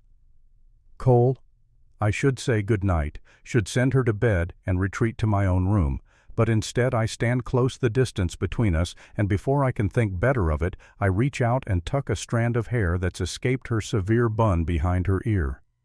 Thank you, I say, for all of this, for being here, for helping. You're welcome. We're standing too close now, close enough that I can see the flecks of green in her hazel eyes, close enough to feel the warmth radiating from her body. My hand is still near her face, and without conscious decision, I let my thumb trace the line of her jaw. She draws in a sharp breath but doesn't pull away. Instead, she leans into the touch just slightly, and that small movement nearly undoes me. I'm going to kiss her. I know it with absolute certainty. I'm going to kiss this woman I barely know, this stranger who's worked her way past my defenses in less than 2 weeks, and it's going to change everything. But before I can close the final distance, there's a shout from outside. Sam's voice urgent and alarmed. Boss, fire! The O'Brien place is burning! Grace and I spring apart the moment shattered. I grab my hat and gun belt, already moving toward the door. Stay here, I tell her. Keep the doors locked. Don't let anyone in except me or Sam. Cole, be careful. I look back at her, see fear in her eyes. Not for herself, but for me. Something in my chest tightens painfully. I will. I promise. Then I'm out the door and running toward the barn where Sam already has horses saddled. The eastern sky is lit with an unnatural orange glow, and I know without doubt that this is Blackwood's work. His answer to my refusal, his warning about what happens to those who don't cooperate. And as we ride hard toward the burning ranch, I realize something that terrifies me more than any threat Blackwood could make. I'm falling in love with Grace Hartwell. The ride to the O'Brien Ranch takes 20 minutes at full gallop, and with every stride I'm thinking about Grace, about how close I came to kissing her, about the fear in her eyes when she told me to be careful, about how wrong Sam was when he said I was already caring, because what I feel goes far beyond simple caring. The orange glow grows brighter as we approach, and then we crest the ridge, and I see it. O'Brien's barn is fully engulfed, flames reaching 50 feet into the night sky. Silhouettes move frantically in the firelight, bucket brigades working desperately to save what they can. But it's clear the barn is lost. The only question now is whether the fire will spread to the house, to the other outbuildings, to the dry grass that could carry flames across the entire valley. Sam and I dismount at a run, joining the line of men passing buckets from the well. Patrick O'Brien is there with his 3 sons, all of them covered in soot and ash, faces grim with exhaustion and rage. The heat is intense, stealing the breath from my lungs. But we keep working, keep passing buckets, keep fighting even though the barn is beyond saving. It takes 3 hours to contain the blaze to ensure the sparks don't ignite the other buildings. By the time the sun rises, all that remains of O'Brien's barn is a smoking ruin of collapsed timbers and ash. His winter hay stores are gone along with most of his equipment and tack. Thousands of dollars in losses, and I know O'Brien can't afford it. Patrick sits on the ground near his house, head in his hands, while his youngest son, a boy of maybe 10 named Liam, stands beside him with a hand on his father's shoulder. The other 2 sons are checking the livestock, making sure none of the animals were injured by flying sparks. I approach Patrick slowly, giving him space to collect himself. "Did you see who did this?" He looks up, and his eyes are red from smoke and unshed tears. "2 riders. I got a look at them before they lit the rags. Blackwood's men, I'm sure of it. They didn't even try to hide what they were doing. We need to report this to the sheriff." Patrick laughs bitterly. The sheriff who takes Blackwood's money, the one who somehow never manages to investigate any of the accidents that happen to ranchers who won't sell. That sheriff. He's right, of course. Sheriff Taylor has been in Blackwood's pocket for years. Filing a report will accomplish nothing except putting a target on Patrick's back for being a troublemaker. "Then we handle it ourselves," I say. "That's why I was going to invite you to my ranch this week, to talk about forming an alliance, pooling resources, standing together against Blackwood." "An alliance?" Patrick's voice is flat, defeated. "Cole, I appreciate the thought, but look around. My barn is gone. My hay is gone. Winter's coming, and I have no feed stores and no money to replace them. I'm done. Finished. I'll sell to Blackwood if he'll still have me take whatever he offers, and count myself lucky to escape with my family intact. You can't mean that. I have 3 boys, Cole, 3 sons who depend on me. I won't let my pride get them killed." He stands brushing ash from his pants. "You're a good man, and I respect what you're trying to do, but I can't fight this fight. Not anymore." He walks toward his house, shoulders slumped in defeat, and I want to call after him to convince him that surrender is worse than resistance. But what right do I have to ask him to risk his children for a principle? Sam appears at my elbow, face grim. "We staying to help clean up?" "Yeah, we'll do what we can." We spend the morning helping the O'Briens salvage what little survived the fire. It's back-breaking work digging through hot ash and collapsed timbers, pulling out tools that can be repaired, equipment that might be salvageable. The boys work alongside us, young faces set with determination that breaks my heart. Around noon, more riders arrive. Rebecca Hayes, the widow who owns the ranch east of mine. The Johansson brothers, Eric and Lars, Swedish immigrants who've carved out a decent living on their homestead. Daniel Ortega, quiet and watchful. They've heard about the fire, come to offer help. As we work, I tell them about my plan for an alliance, about Grace's documents and strategies, about the strength we could have if we stood together instead of letting Blackwood pick us off one by one. Rebecca is the first to speak. "I'm in. I've been alone too long, trying to manage everything myself since my husband died. If there's a way to push back against Blackwood, I want to be part of it." "Us too." Eric Johansson says, his brother nodding agreement. In the old country, we learned that unity is survival. Same principle applies here. Daniel Ortega is quiet for a long moment, then says, "Blackwood bought my neighbor's land last year after mysterious fires destroyed most of his cattle. I know I'm next if I don't do something. Count me in." The widow Hayes turns to Patrick. "What about you, O'Brien? You in or out?" Patrick looks at his sons, at his ruined barn, at the other ranchers watching him. "I can't. I'm sorry, but I have too much to lose." "You have more to lose by surrendering," Rebecca says sharply. "Blackwood won't stop with your land. He'll want your sons working for wages on property that used to be yours. He'll own your water, your livelihood, your future. Is that what you want for them?" "I want them alive." "Then fight for that life. Standing together gives us better odds than standing alone." Patrick's youngest son, Liam, tugs on his father's sleeve. "Duh. Are you a coward?" The question lands like a physical blow. Patrick's face goes white, then red. "What did you say, boy?"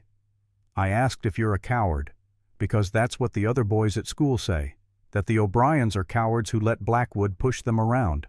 I told them they were liars, Told them my daw was the bravest man I know. Was I wrong?"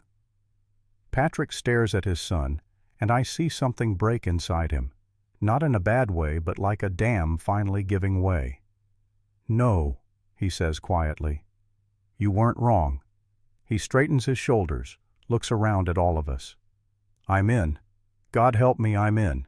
My sons deserve better than to grow up watching their father surrender. If we're going to fight, let's fight smart." Relief washes over me. "Come to my ranch tomorrow evening. All of you. Grace has drawn up document strategies. We'll formalize this alliance properly." As the others nod agreement, I feel something shift. This is real now. We're committed to this course for better or worse, and I know Blackwood will see it as a declaration of war. The ride back to my ranch is quiet. Sam and I are both exhausted, covered in soot, aching from hours of physical labor. But there's a grim satisfaction, too. We're doing something instead of just accepting Blackwood's tyranny. "You think this will work, boss?" Sam asks as we approach the ranch. "I think we have to try. The alternative is watching everything we've built get swallowed by that man's greed. And if he retaliates, he will retaliate. Question is whether we can withstand it." Grace is waiting on the porch when we ride in. She must have been watching for us all morning because she's still wearing the same dress from last night, and there are dark circles under her eyes. When she sees me, relief floods her face, and she runs to meet us. "Thank God," she breathes. "I've been imagining the worst all morning. Are you hurt?" "Just tired and filthy. The O'Brien barn is gone, but everyone's safe." She helps me dismount, her hands lingering on my arms longer than necessary. "Come inside. I have coffee ready, and Mrs. Price made food." While Sam tends the horses, I follow Grace into the house. Mrs. Price takes one look at me and orders me to wash up before I track soot everywhere. I clean up as best I can at the pump outside, stripping off my ruined shirt and scrubbing ash from my face and arms. When I come back inside, Grace has laid out bread, cheese, cold meat. Simple fare, but I'm hungry enough that it tastes like a feast. I eat mechanically while telling her about the morning, about Patrick's initial refusal, and then his son's question that changed his mind. "Children have a way of cutting through complications to simple truths," Grace says. The boy was right. His father would have been a coward to surrender. Not everyone sees it that way. Patrick has real reasons to be afraid. Of course he does. Fear is rational when the threat is real. But bravery isn't the absence of fear. It's action despite fear. I look at her, this woman who's been in Montana less than 2 weeks, but already understands the fundamental truth of frontier survival. You're not afraid of Blackwood. I'm terrified of him, of what he represents. But I've lived too long under the thumb of bullies to surrender to another one without a fight. Your father. And others. Men who think women are property to be controlled, who use threats and violence to maintain power. Blackwood is cut from the same cloth. Different circumstances, same rotten character underneath. I reach across the table, take her hand. Her fingers are small in mine, but strong, calloused from work. "I need you to understand something, Grace. This situation is going to get dangerous. Blackwood doesn't make idle threats. If you want to leave, go to town where you'd be safer. I'll understand." "No." "Grace." "No, Cole. I'm not leaving. This is my home too now. These people, this valley, they matter to me. You matter to me." Her voice drops on the last words and she won't meet my eyes. "I'm not going anywhere." The emotion that surges through me is so intense it's almost painful. I want to pull her into my arms, want to kiss her the way I almost did last night, want to tell her that she matters to me too, more than she should after such a short time. But Sam walks in before I can act on any of those impulses, and the moment passes. We spend the afternoon preparing for the next evening's meeting, and I try to ignore how right it feels to work alongside Grace, how naturally we complement each other, how easy it would be to imagine doing this for the rest of my life. That night I can't sleep again. I keep seeing the O'Brien barn burning, keep imagining Grace caught in a similar fire, keep thinking about Blackwood's threat and how vulnerable we all are. Around 2 in the morning I give up and go downstairs. Grace is there again, as I somehow knew she would be. But she's not working this time. She's sitting by the window looking out at the darkness, and there are tears on her face. Grace? I approach carefully, not wanting to startle her. What's wrong? She wipes at her eyes quickly, trying to hide the evidence, but it's too late. I'm sorry. I shouldn't be up. I'll go back to bed. Don't. I sit beside her, and after a moment's hesitation I put my arm around her shoulders. She stiffens briefly, then relaxes against me with a shuddering sigh. Tell me what's wrong. I saw that boy today. Liam O'Brien. The way he looked at his father, the faith in his eyes that his da would do the right thing. And I kept thinking about my own father, about how I used to look at him like that when I was small, before everything went wrong. You can't blame yourself for your father's failures. I don't, but I blame myself for leaving my mother there with him, for escaping when she couldn't, for being so relieved to be gone that I didn't even look back. You had to save yourself, Grace. You can't rescue someone who won't be rescued. Can't I? Or did I just not try hard enough? I tighten my arm around her. Listen to me. You survived. That's not selfishness, it's strength. And maybe someday when you're established here, when you have the resources and stability, you can help your mother. But you can't help anyone if you're trapped in the same prison. She turns to look at me, and in the moonlight her face is luminous, vulnerable in a way I've never seen. You really believe that? I do. You're one of the strongest people I've ever met. The way you handled Billy's injury, the way you faced down that panicked horse, the way you're standing up to help fight Blackwood, even though you've only been here 2 weeks. That's not the behavior of someone weak or selfish. Then why do I feel like a coward? Because you're human. Because guilt is a heavy burden no matter how irrational. Because caring about people means worrying about whether you've done enough for them. We sit in silence for a while, my arm around her shoulders, her head resting against my chest. I can feel her heartbeat, rapid at first, then gradually slowing as she calms. This intimacy terrifies me and thrills me in equal measure. Cole? Her voice is soft, almost hesitant. Yeah. Last night, before Sam interrupted. Were you going to kiss me? The question hangs in the air between us, heavy with possibility and danger. I could lie, could laugh it off, could maintain the fiction that I see her only as an employee. But I'm tired of lying, especially to myself. Yes, I say, I was going to kiss you. I wanted to kiss you. Wanted to past tense. Want to, present tense. Want to right now, actually. She pulls back enough to look at me, and there's no mistaking the desire in her eyes. Then why don't you? Because I'm still married to a ghost. Because I don't know if I can give you what you deserve. Because I'm terrified that if I start this, if I let myself care about you the way I'm starting to care, I'll fail you the same way I failed Eleanor. I'm not Eleanor. I know that. Do you?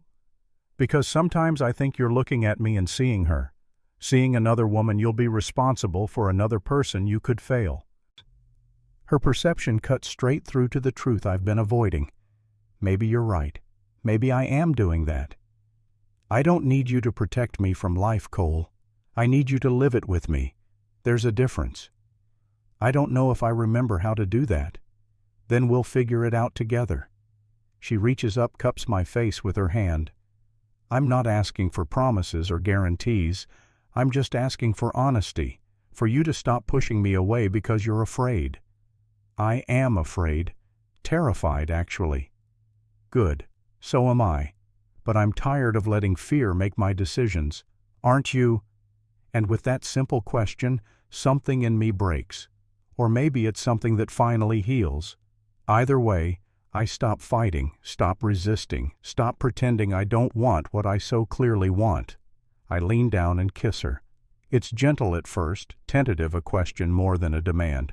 But when she responds, when her lips part under mine and her arms come up to wrap around my neck, gentleness transforms into something more urgent, more desperate. 3 years of loneliness and longing pour into that kiss, and I can feel her matching it with her own need, her own hunger for connection. When we finally break apart, we're both breathing hard. Her eyes are dark with desire, her lips swollen from kissing. She's beautiful like this, unguarded and wanting, and I can't believe I ever thought her plain.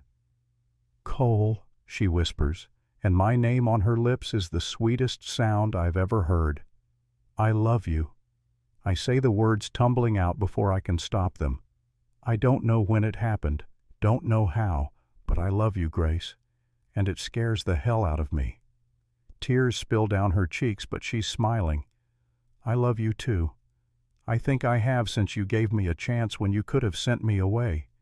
Since you valued my mind as much as my labor. Since you looked at me like I was a person worth knowing instead of just a problem to be solved.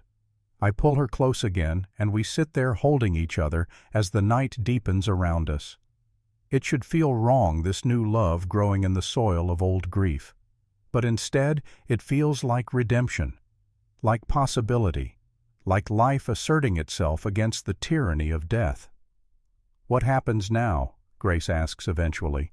Now we face whatever comes together, starting with tomorrow's meeting. And after that? After that we fight, we build, we survive, and maybe if we're lucky we find a way to be happy. That sounds like a good plan. We stay there until dawn begins to lighten the sky, talking about everything and nothing. About her childhood before it turned dark, about my years building the ranch, about dreams for the future that seem almost possible now. When Mrs. Price comes down to start breakfast, she finds us still sitting together, and the knowing smile on her face says she's not surprised at all. The day passes in a blur of preparation. Sam and the crew set up the barn for the meeting, arranging hay bales as seating, clearing space for the maps and documents Grace has prepared. She works with focused intensity, making sure everything is perfect, and I find myself stopping just to watch her, marveling that this brilliant, fierce woman somehow ended up in my life. By evening, everyone has arrived. Patrick O'Brien with his 3 sons, Rebecca Hayes looking practical and determined, the Johansson brothers taciturn as always, Daniel Ortega watchful and quiet. They gather in the barn, and I see them taking each other's measure, sizing up these people they'll be trusting their lives to. I stand at the front, Grace beside me, and begin. Thank you all for coming. You know why we're here. Blackwood's been terrorizing this valley for years, picking us off one by one.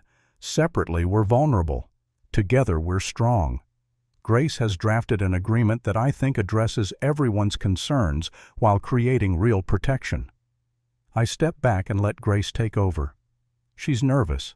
I can see it in the tension of her shoulders, but her voice is steady as she explains the alliance structure.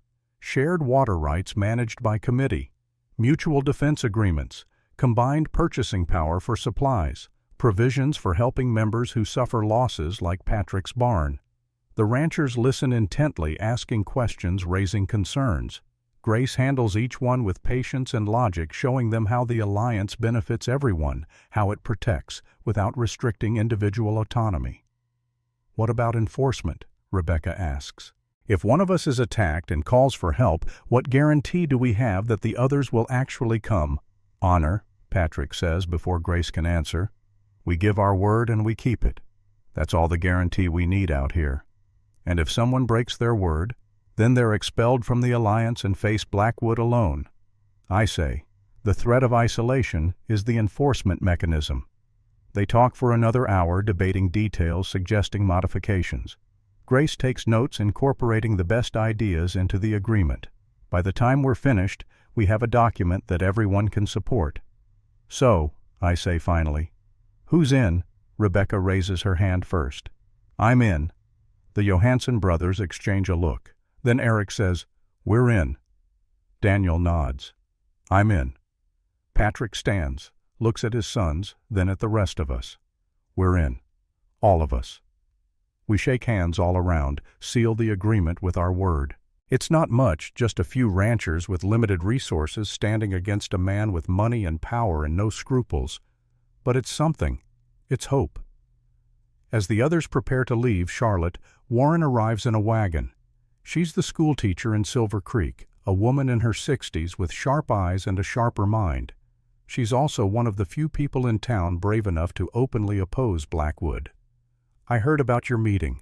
she says, climbing down from the wagon. Figured you could use some support from town. We appreciate it, Miss Warren, but this could be dangerous. I'm 63 years old, Mr. Brennan. I've survived cholera Indian raids and 3 husbands. I'm not afraid of Silas Blackwood. She pulls a notebook from her bag. I'm here to document everything. Witnesses matter.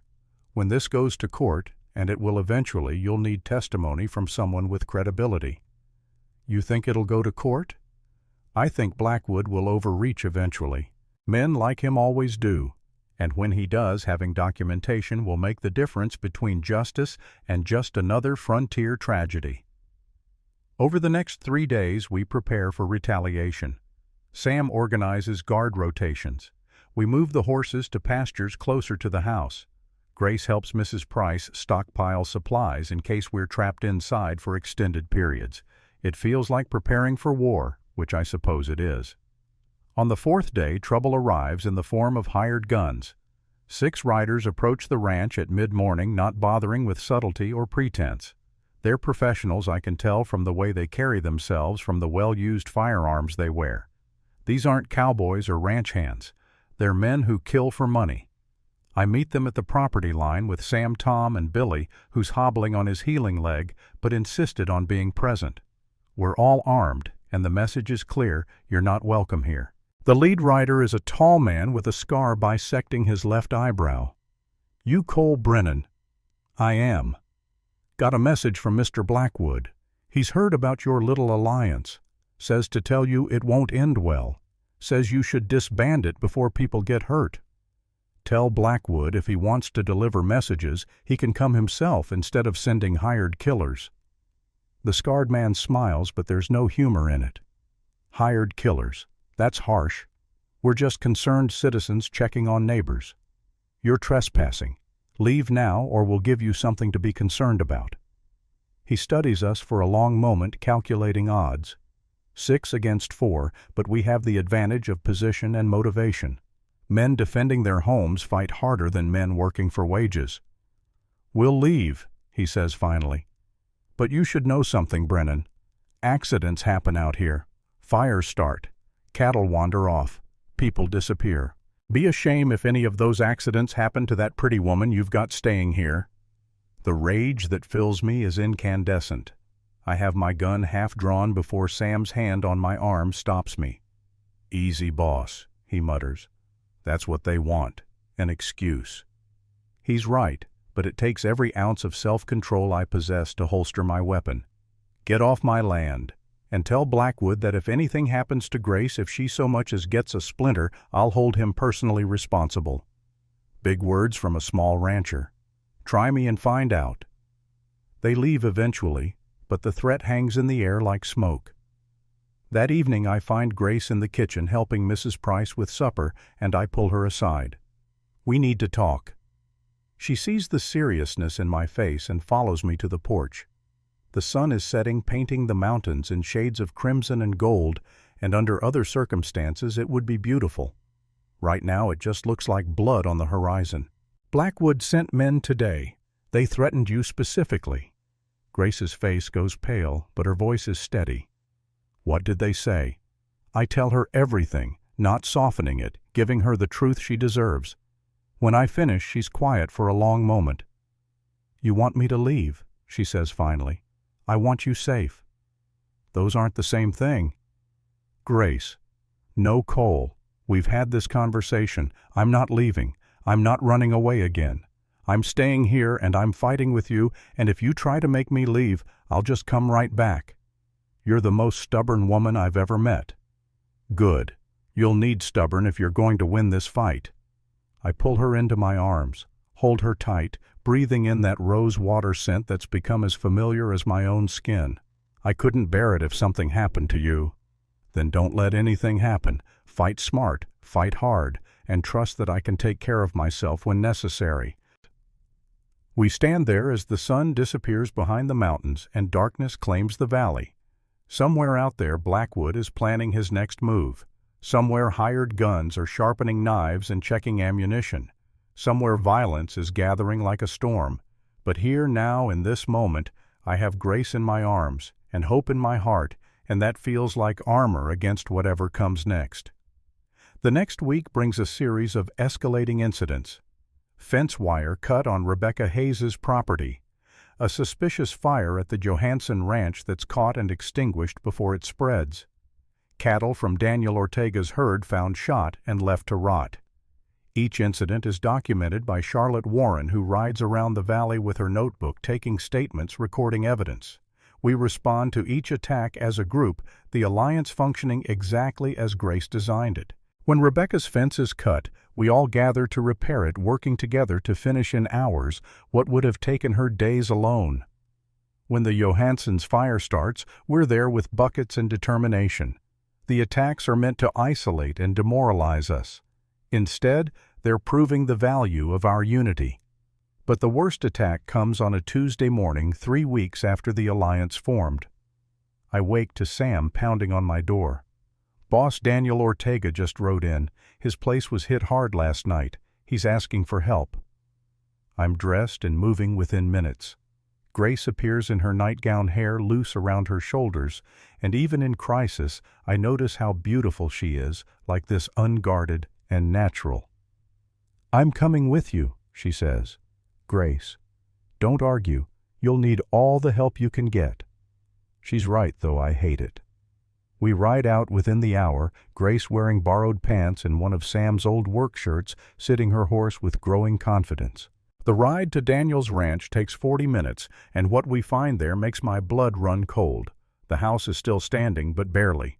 Windows shattered, door hanging off its hinges, interior ransacked. The barn is burned to the foundation.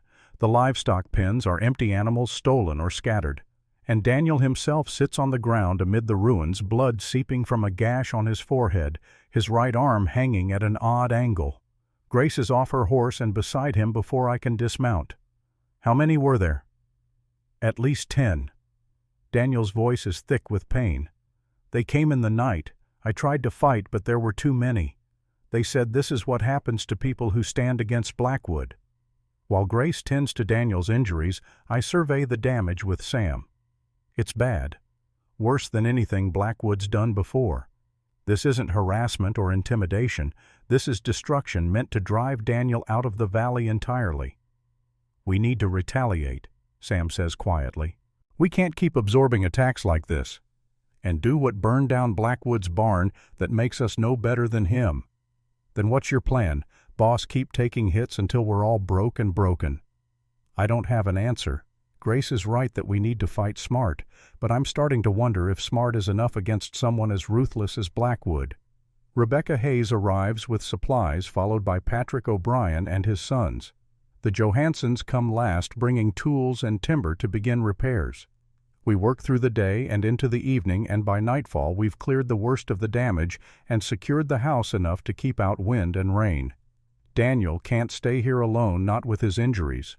We load him and what's left of his possessions into a wagon and bring him back to my ranch. Mrs. Price sets him up in the guest room, fussing over him like a mother hen, while Grace changes his bandages with practiced efficiency. That night the core group gathers in my kitchen. Patrick, Rebecca, Eric Johansson, and me. We've hit a crisis point, and we all know it. "We need to strike back," Patrick says, voicing what Sam suggested earlier. "Show Blackwood we're not defenseless." "Strike back how?" Rebecca asks. "We're ranchers, not fighters. We go after him directly, we'll lose. Then we hit him where it hurts. His money." Grace speaks from the doorway where she's been listening. "Sorry, I don't mean to intrude, but I have an idea." "Let's hear it," I say, and the others nod agreement. She comes to the table, pulls out a piece of paper covered in notes and diagrams. Blackwood's wealth comes from cattle. He has a contract with the railroad to ship 500 head east every month. If he misses those shipments, he loses money and reputation. If he loses enough reputation, he loses the contract entirely. "So what are you suggesting?" Patrick asks. "A cattle scatter. We go onto his land, spook his herds, open his gates, create chaos. It's not stealing, it's not violence against people, but it'll cost him thousands of dollars and weeks of work to round them all up again."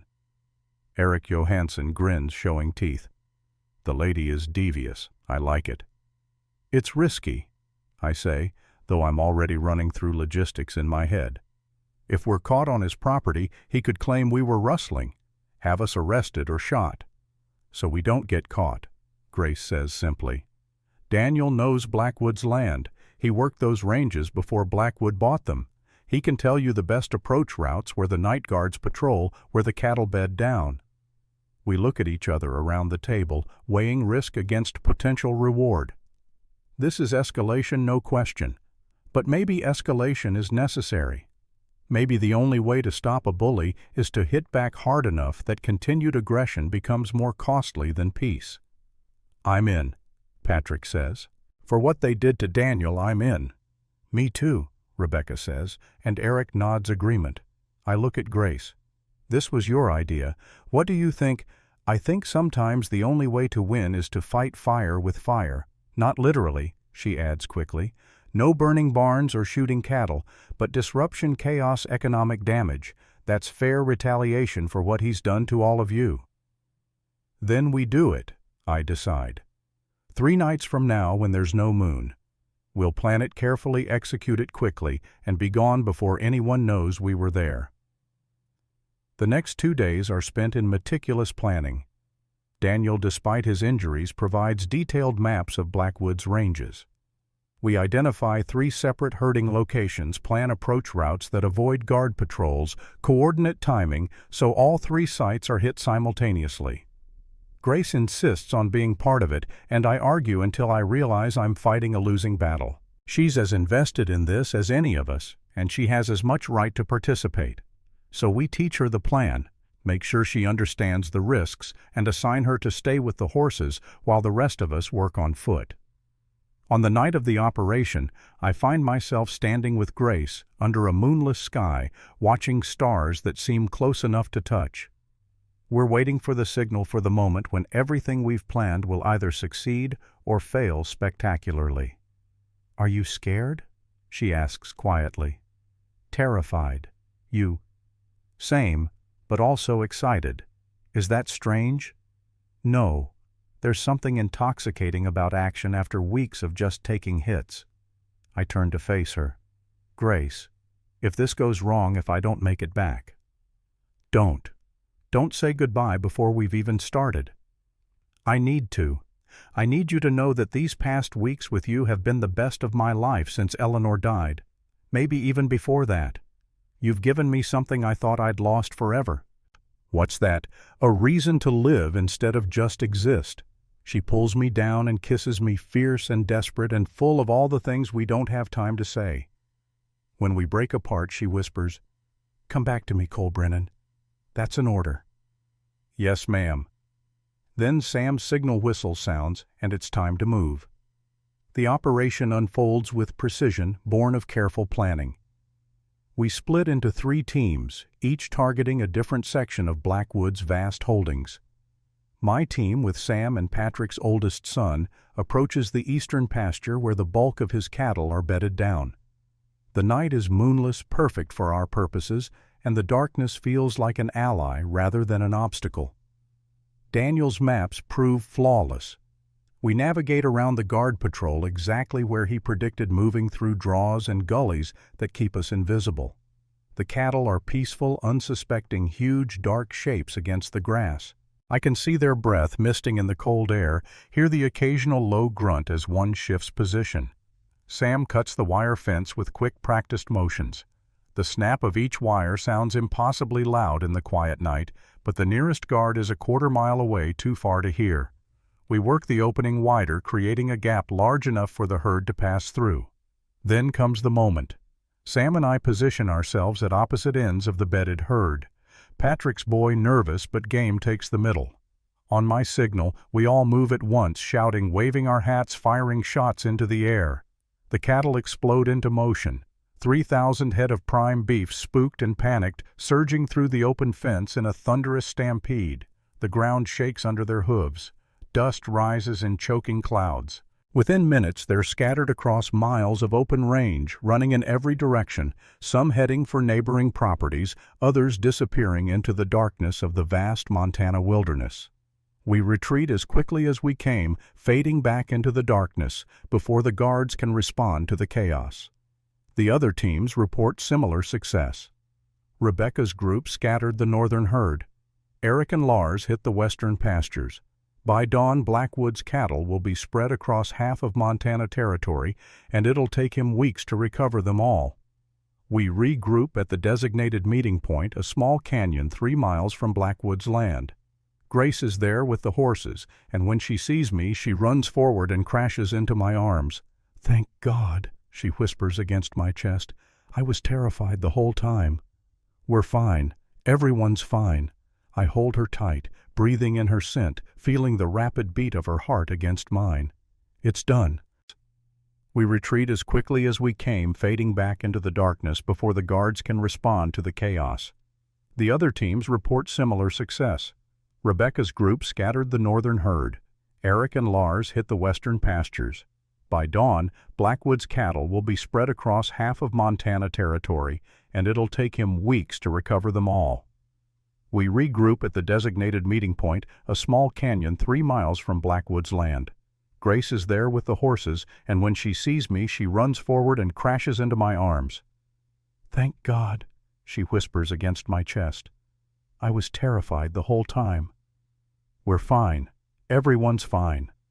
I hold her tight, breathing in her scent, feeling the rapid beat of her heart against mine. It's done. And now we wait. Blackwood will retaliate, but we'll be ready. The ride back to my ranch is quiet, all of us processing what we've done. We've crossed a line tonight, escalated this conflict into something that can only end one way. Either Blackwood backs down, or this valley runs red with blood. Dawn is breaking as we reach home. Mrs. Price has coffee ready, bless her, and we gather in the kitchen to debrief. Everyone's exhausted but exhilarated. We hit Blackwood where it hurts, proved we're not helpless victims waiting to be picked off. "How long before he responds?" Patrick asks. "A day, maybe 2, I say. He'll need time to assess the damage, gather his forces. When he comes, he'll come hard." Grace sets down her coffee cup with a sharp clink. Then we prepare. We have 48 hours to turn this ranch into a fortress. The next 2 days pass in a blur of frantic preparation. We reinforce the house and barn with extra timber, position water barrels at strategic points for fighting fires, create firing positions with clear sight lines, stockpile ammunition and medical supplies. Every hand on the ranch works without rest, driven by the knowledge that lives depend on what we do now. Charlotte Warren arrives on the second day with unexpected reinforcements. Behind her wagon come a dozen townspeople, shopkeepers and clerks and craftsmen, all armed and grim-faced. "Silver Creek stands with you," she announces, climbing down from her wagon. "Blackwood's terrorized this valley long enough. When word spread about what you did, people decided it was time to choose sides. I'm moved beyond words. These are men with families, men with businesses to protect, and they're risking everything to stand with us.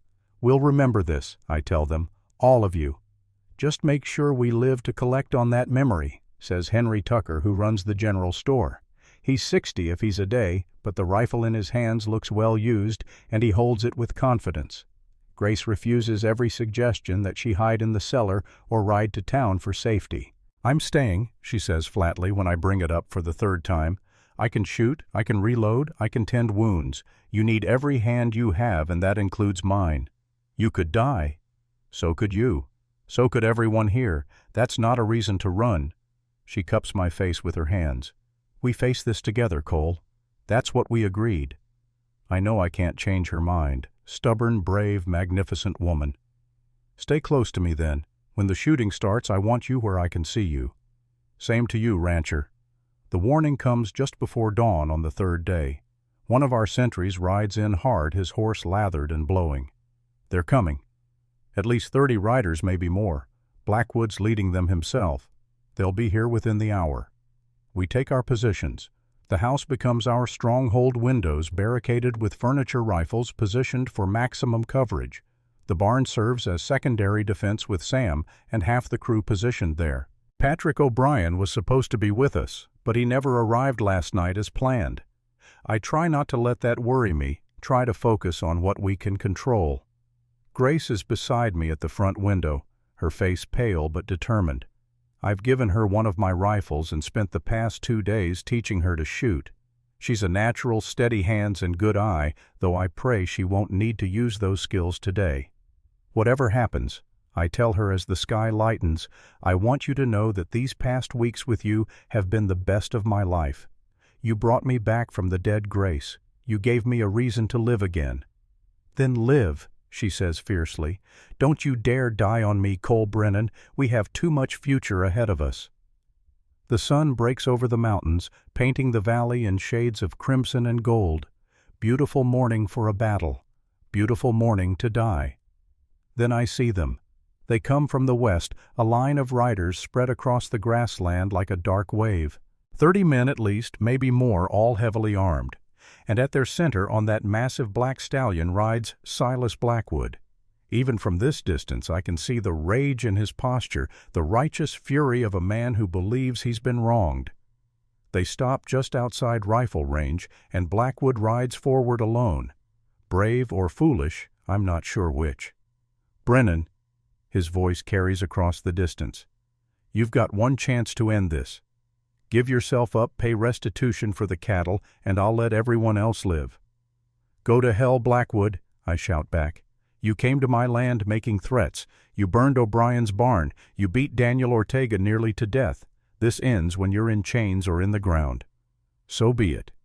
He wheels his horse back toward his men. Burn them out. Kill anyone who resists. And then they charge. 30 riders firing as they come, a thunder of hooves and gunfire that shakes the earth. I sight down my rifle pick, a target squeeze the trigger. The man tumbles from his saddle. Beside me Grace fires, and another rider falls. All along the house and barn rifles crack, and men scream, and horses scream, and smoke fills the air. They reach the yard and scatter, taking cover behind the water troughs and fence posts, and anything else that might stop a bullet. Return fire shatters windows, punches holes in walls. Someone in the barn screams, and I pray it's not Sam. For 20 minutes it's chaos. Shooting and reloading and shooting again, the acrid smell of gunpowder burning my throat, splinters flying as bullets tear into wood. Grace is steady beside me, firing and reloading with mechanical efficiency, her face set in grim concentration. A bullet takes me in the shoulder, spinning me around, and I go down hard. Grace screams. My name drops to her knees beside me. I'm fine, I gasp, though blood is already soaking through my shirt. Keep shooting. Don't stop. She tears strips from her petticoat, binds the wound tight enough to make me see stars, then picks up her rifle and keeps firing. Magnificent woman, terrifying woman, my woman. The battle seems endless, but it can't have been more than half an hour when I hear new sounds, more horses, more riders coming from the south. My heart sinks. Blackwood brought reinforcements. We're finished. But then I recognize the lead rider. Patrick O'Brien, his 3 sons behind him, and behind them another dozen men. He didn't abandon us. He went to gather more help. Patrick's voice booms across the battlefield. For the valley, for justice. His group slams into Blackwood's men from the flank, a hammer blow that breaks their momentum. Suddenly the odds have shifted. We're no longer outnumbered. We're evenly matched, maybe even have the advantage. Blackwood's men break. Half of them flee outright, spurring their horses toward the horizon. The rest throw down their weapons, hands raised in surrender. Only Blackwood himself remains defiant, still mounted, still armed, his face contorted with rage and disbelief. "No," he roars. "You can't do this. This is my valley, mine." He raises his pistol, searching for a target, and his gaze lands on me. I'm propped against the wall, one arm useless, trying to reload my rifle with my good hand. I'm not going to make it in time. Blackwood spurs forward, pistol leveled at my chest. Everything slows down. I can see his finger tightening on the trigger, can see death coming for me at last. Then Grace steps in front of me, rifle to her shoulder, and fires. The bullet takes Blackwood in the shoulder, same place he was aiming for me. He tumbles from his saddle, hits the ground hard, his pistol flying from his hand. Sam and Patrick are on him in seconds, pinning him down, binding his hands. It's over. The battle is over. Grace drops the rifle, her hands shaking violently, and I pull her down beside me with my good arm. We sit there in the blood and the gun smoke, holding each other, both of us trembling with reaction. "You saved my life," I tell her. "You saved mine first," she says. "We're even." Around us, the cleanup begins. We have 2 dead on our side, 5 wounded, including me. Blackwood's men left 8 dead in the yard and took most of their wounded with them when they fled. The survivors are being rounded up disarmed, secured in the barn. Charlotte Warren moves through the carnage with her notebook documenting everything. Every body, every witness, every detail. When this goes to trial, and it will, she'll have evidence that can't be disputed. Blackwood sits on the ground, blood soaking his expensive shirt, his face gray with shock and pain. He looks old, suddenly diminished, just a man instead of the monster he seemed. "It's over, Silas," I tell him. "You lost." "This valley needed strong leadership," he says, but there's no conviction in his voice anymore. "I was building something lasting. You were building an empire on other people's suffering. There's a difference." The territorial marshal arrives 3 days later, summoned by Charlotte's telegram. With him comes Circuit Judge Harrison, a stern man with a reputation for fairness and little tolerance for corruption. The trial is held in Silver Creek's church, the only building large enough to hold everyone who wants to attend. It seems the whole territory has turned out to watch Silas Blackwood face justice.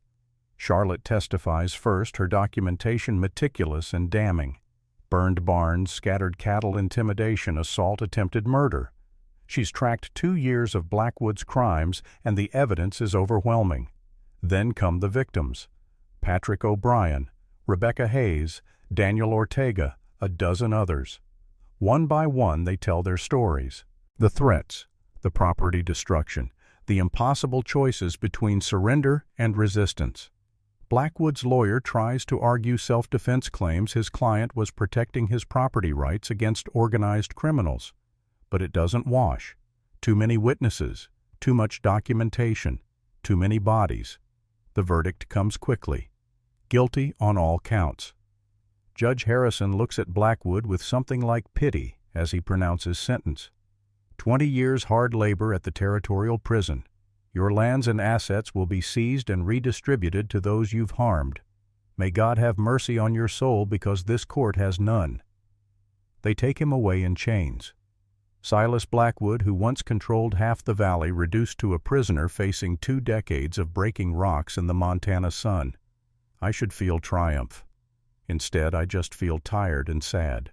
So much suffering, so much lost. And for what grace squeezes my hand? "Justice," she says quietly, reading my thoughts. "That's what it was for. Justice. Is it enough? It has to be. The land redistribution takes another week. Patrick O'Brien gets 200 acres of prime grazing land.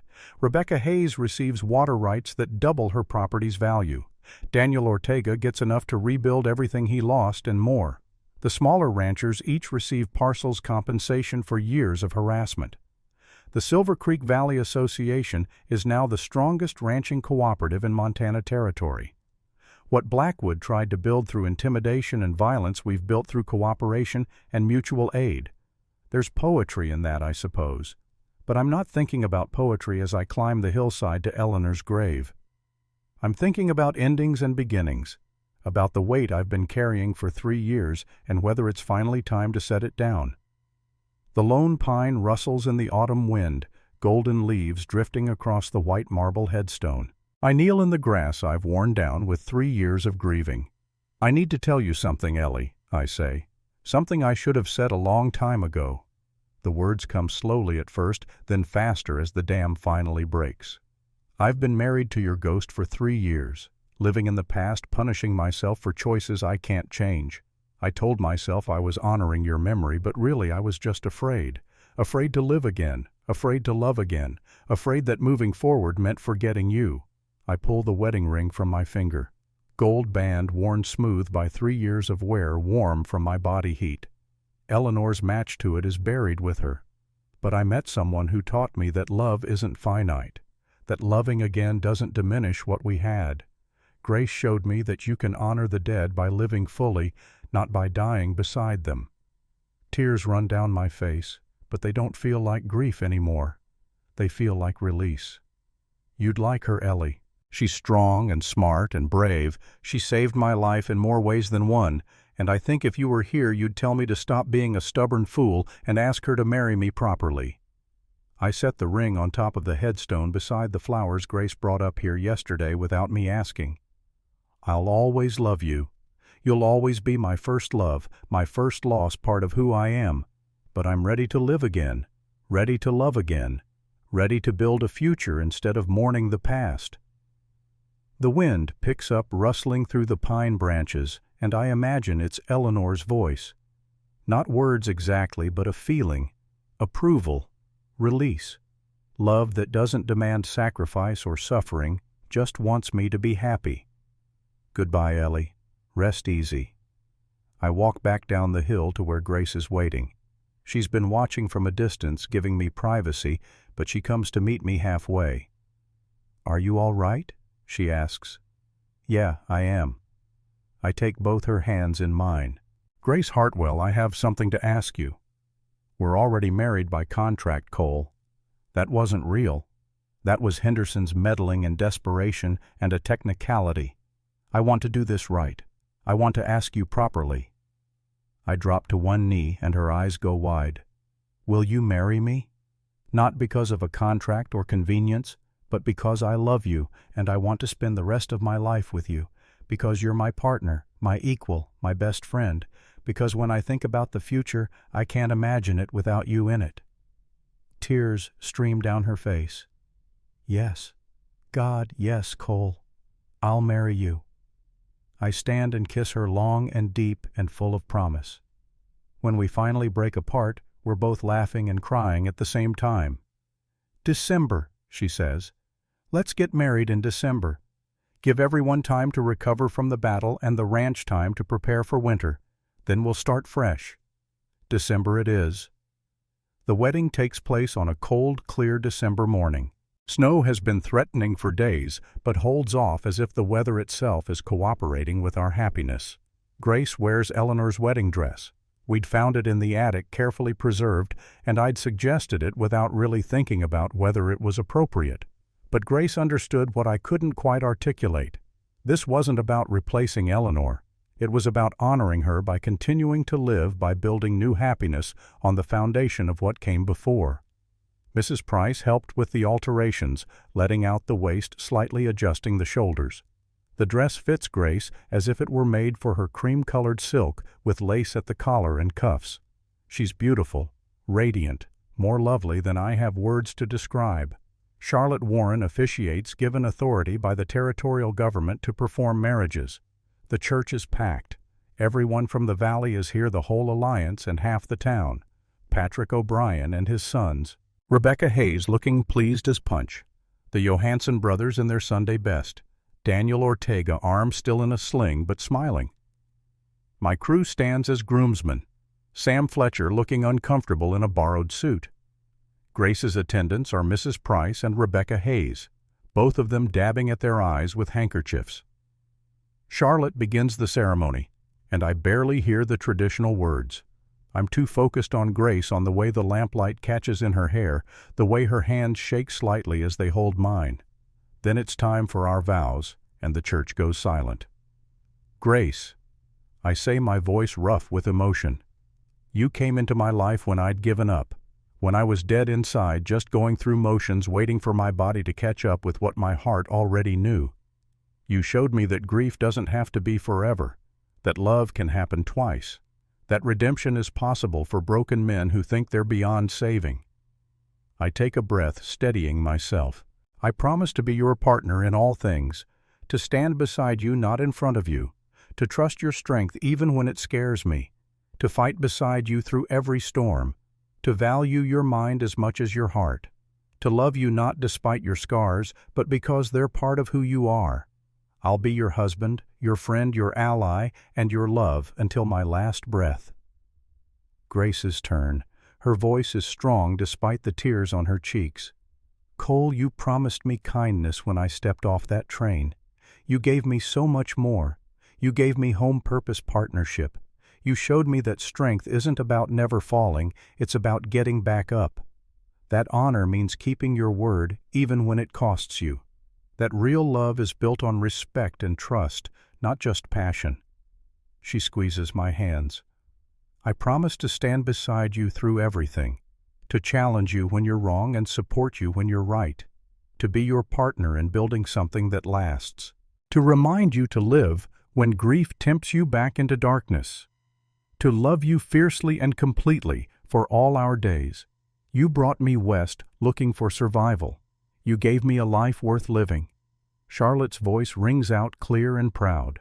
By the power vested in me by the territory of Montana, I pronounce you husband and wife, for the second time legally, but the first time by choice and love. Cole, you may kiss your bride.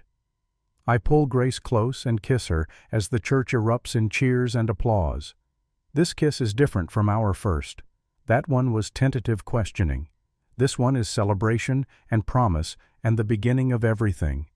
The reception takes over the barn, transformed for the occasion with evergreen boughs and candles and tables laden with food. Musicians play fiddles and guitars. People dance and laugh and celebrate not just a wedding but a victory. We survived. We built something worth having. We won.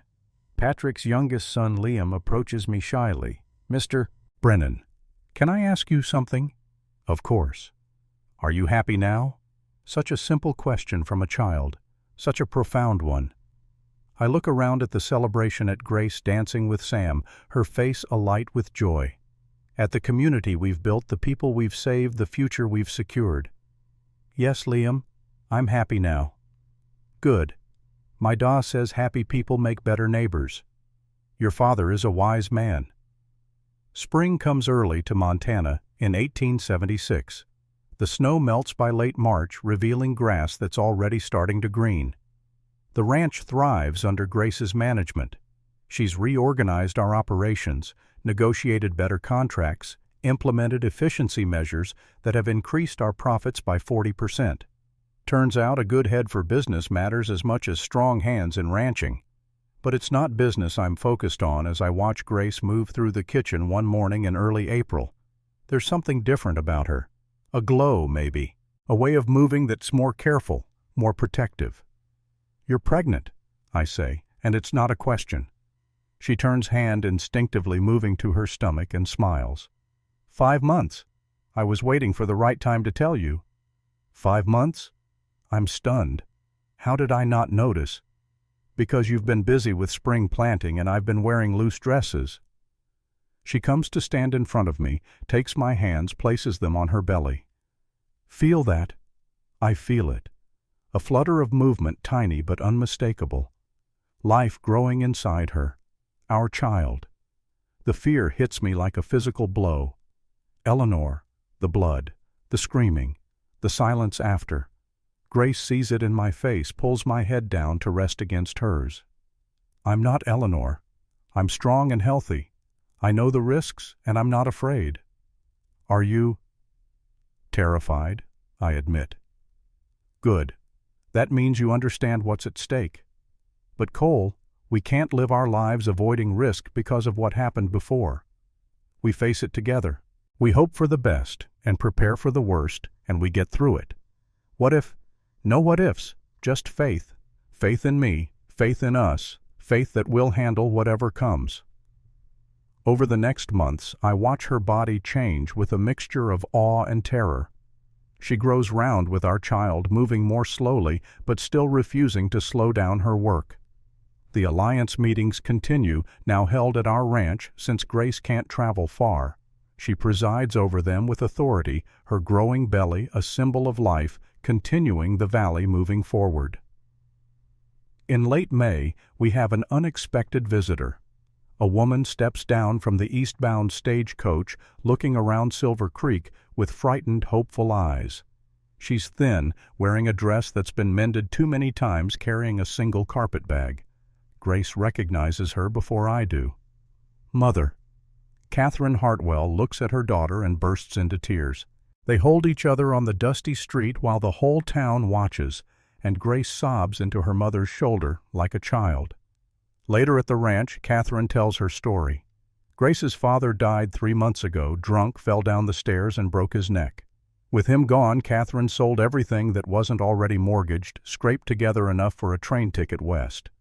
I should have left years ago, she says, sitting in our kitchen with tea going cold in front of her. Should have protected you better. I'm sorry, Grace. I'm so sorry. You survived, Grace says firmly. That's what matters. You survived, and you're here now, and you're safe. That's all I need. Catherine stays. Where else would she go? Mrs. Price welcomes the help, and Catherine throws herself into making a place in this new life. She's different here away from Boston and her dead husband. Stronger, more herself. The baby comes on a September evening 3 weeks earlier than expected, but the doctor says that's normal for first children. The labor is long 18 hours that feel like 18 years, and I spend most of it pacing the yard because Grace won't let me in the room. You'll just worry and get in the way, she'd said. Let the women handle this. You handle the ranch. But I can't handle anything except terror. Every sound from the house makes me jump. Every scream, every shout I'm convinced is the sound of my world ending again. Then just before dawn I hear a baby cry. Not silence, not death.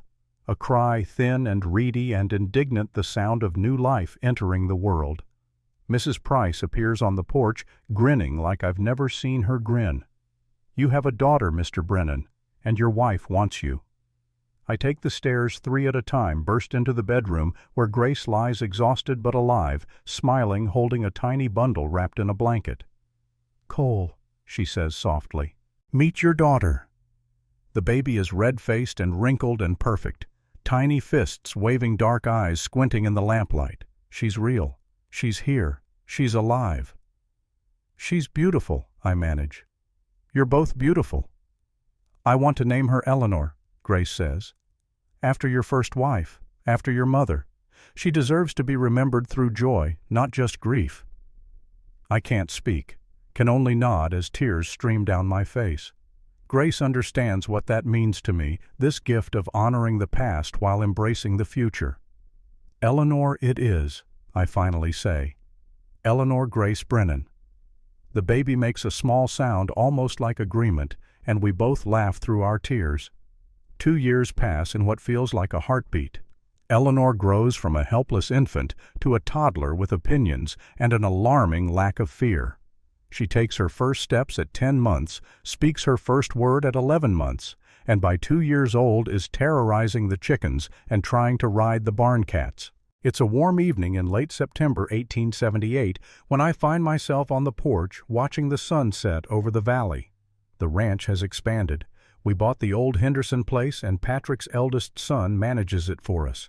The alliance now includes 18 ranches and we're negotiating contracts with Eastern buyers that will make all of us wealthy by frontier standards. But I'm not thinking about business. I'm thinking about how far I've come.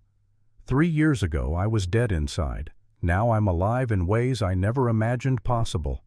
Grace comes out to join me, Eleanor on her hip. The little girl is chattering about something half words and half sounds that only Grace seems to understand. What are you thinking? Grace asks. About grief, I say. About how it never really goes away, but it changes. It becomes part of you instead of all of you. Eleanor's grave is still up on that hill. Her portrait still hangs in our bedroom, but they don't haunt me anymore. They're just part of the story that led you to me, the story that led us both here, 2 broken people who found a way to heal each other. Eleanor squirms, wanting down.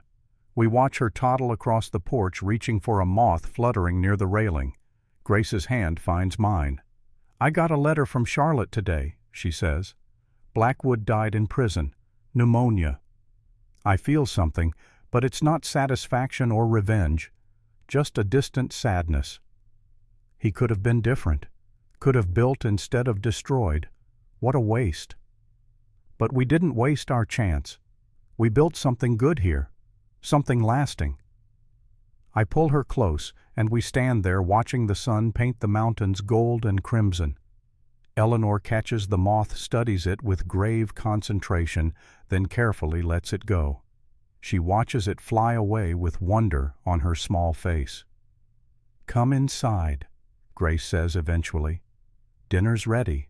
Your daughter wants her papa. Our daughter, I correct. Our daughter, our life, our future. I think back to this man I was 3 years ago. Dead inside, going through motions, convinced his life was over at 33. That man would never believe he could be this happy. That redemption was possible. That love could happen twice. But Grace taught me that grief doesn't have to define you. That the dead want us to live fully, not die beside them. That broken things can be mended and broken people can heal.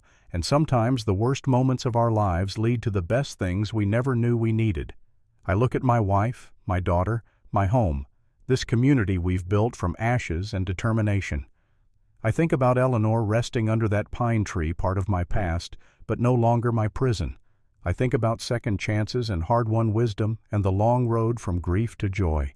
And I realize something that would have seemed impossible 3 years ago. I'm not just surviving anymore, I'm living. And it's enough, more than enough. It's everything.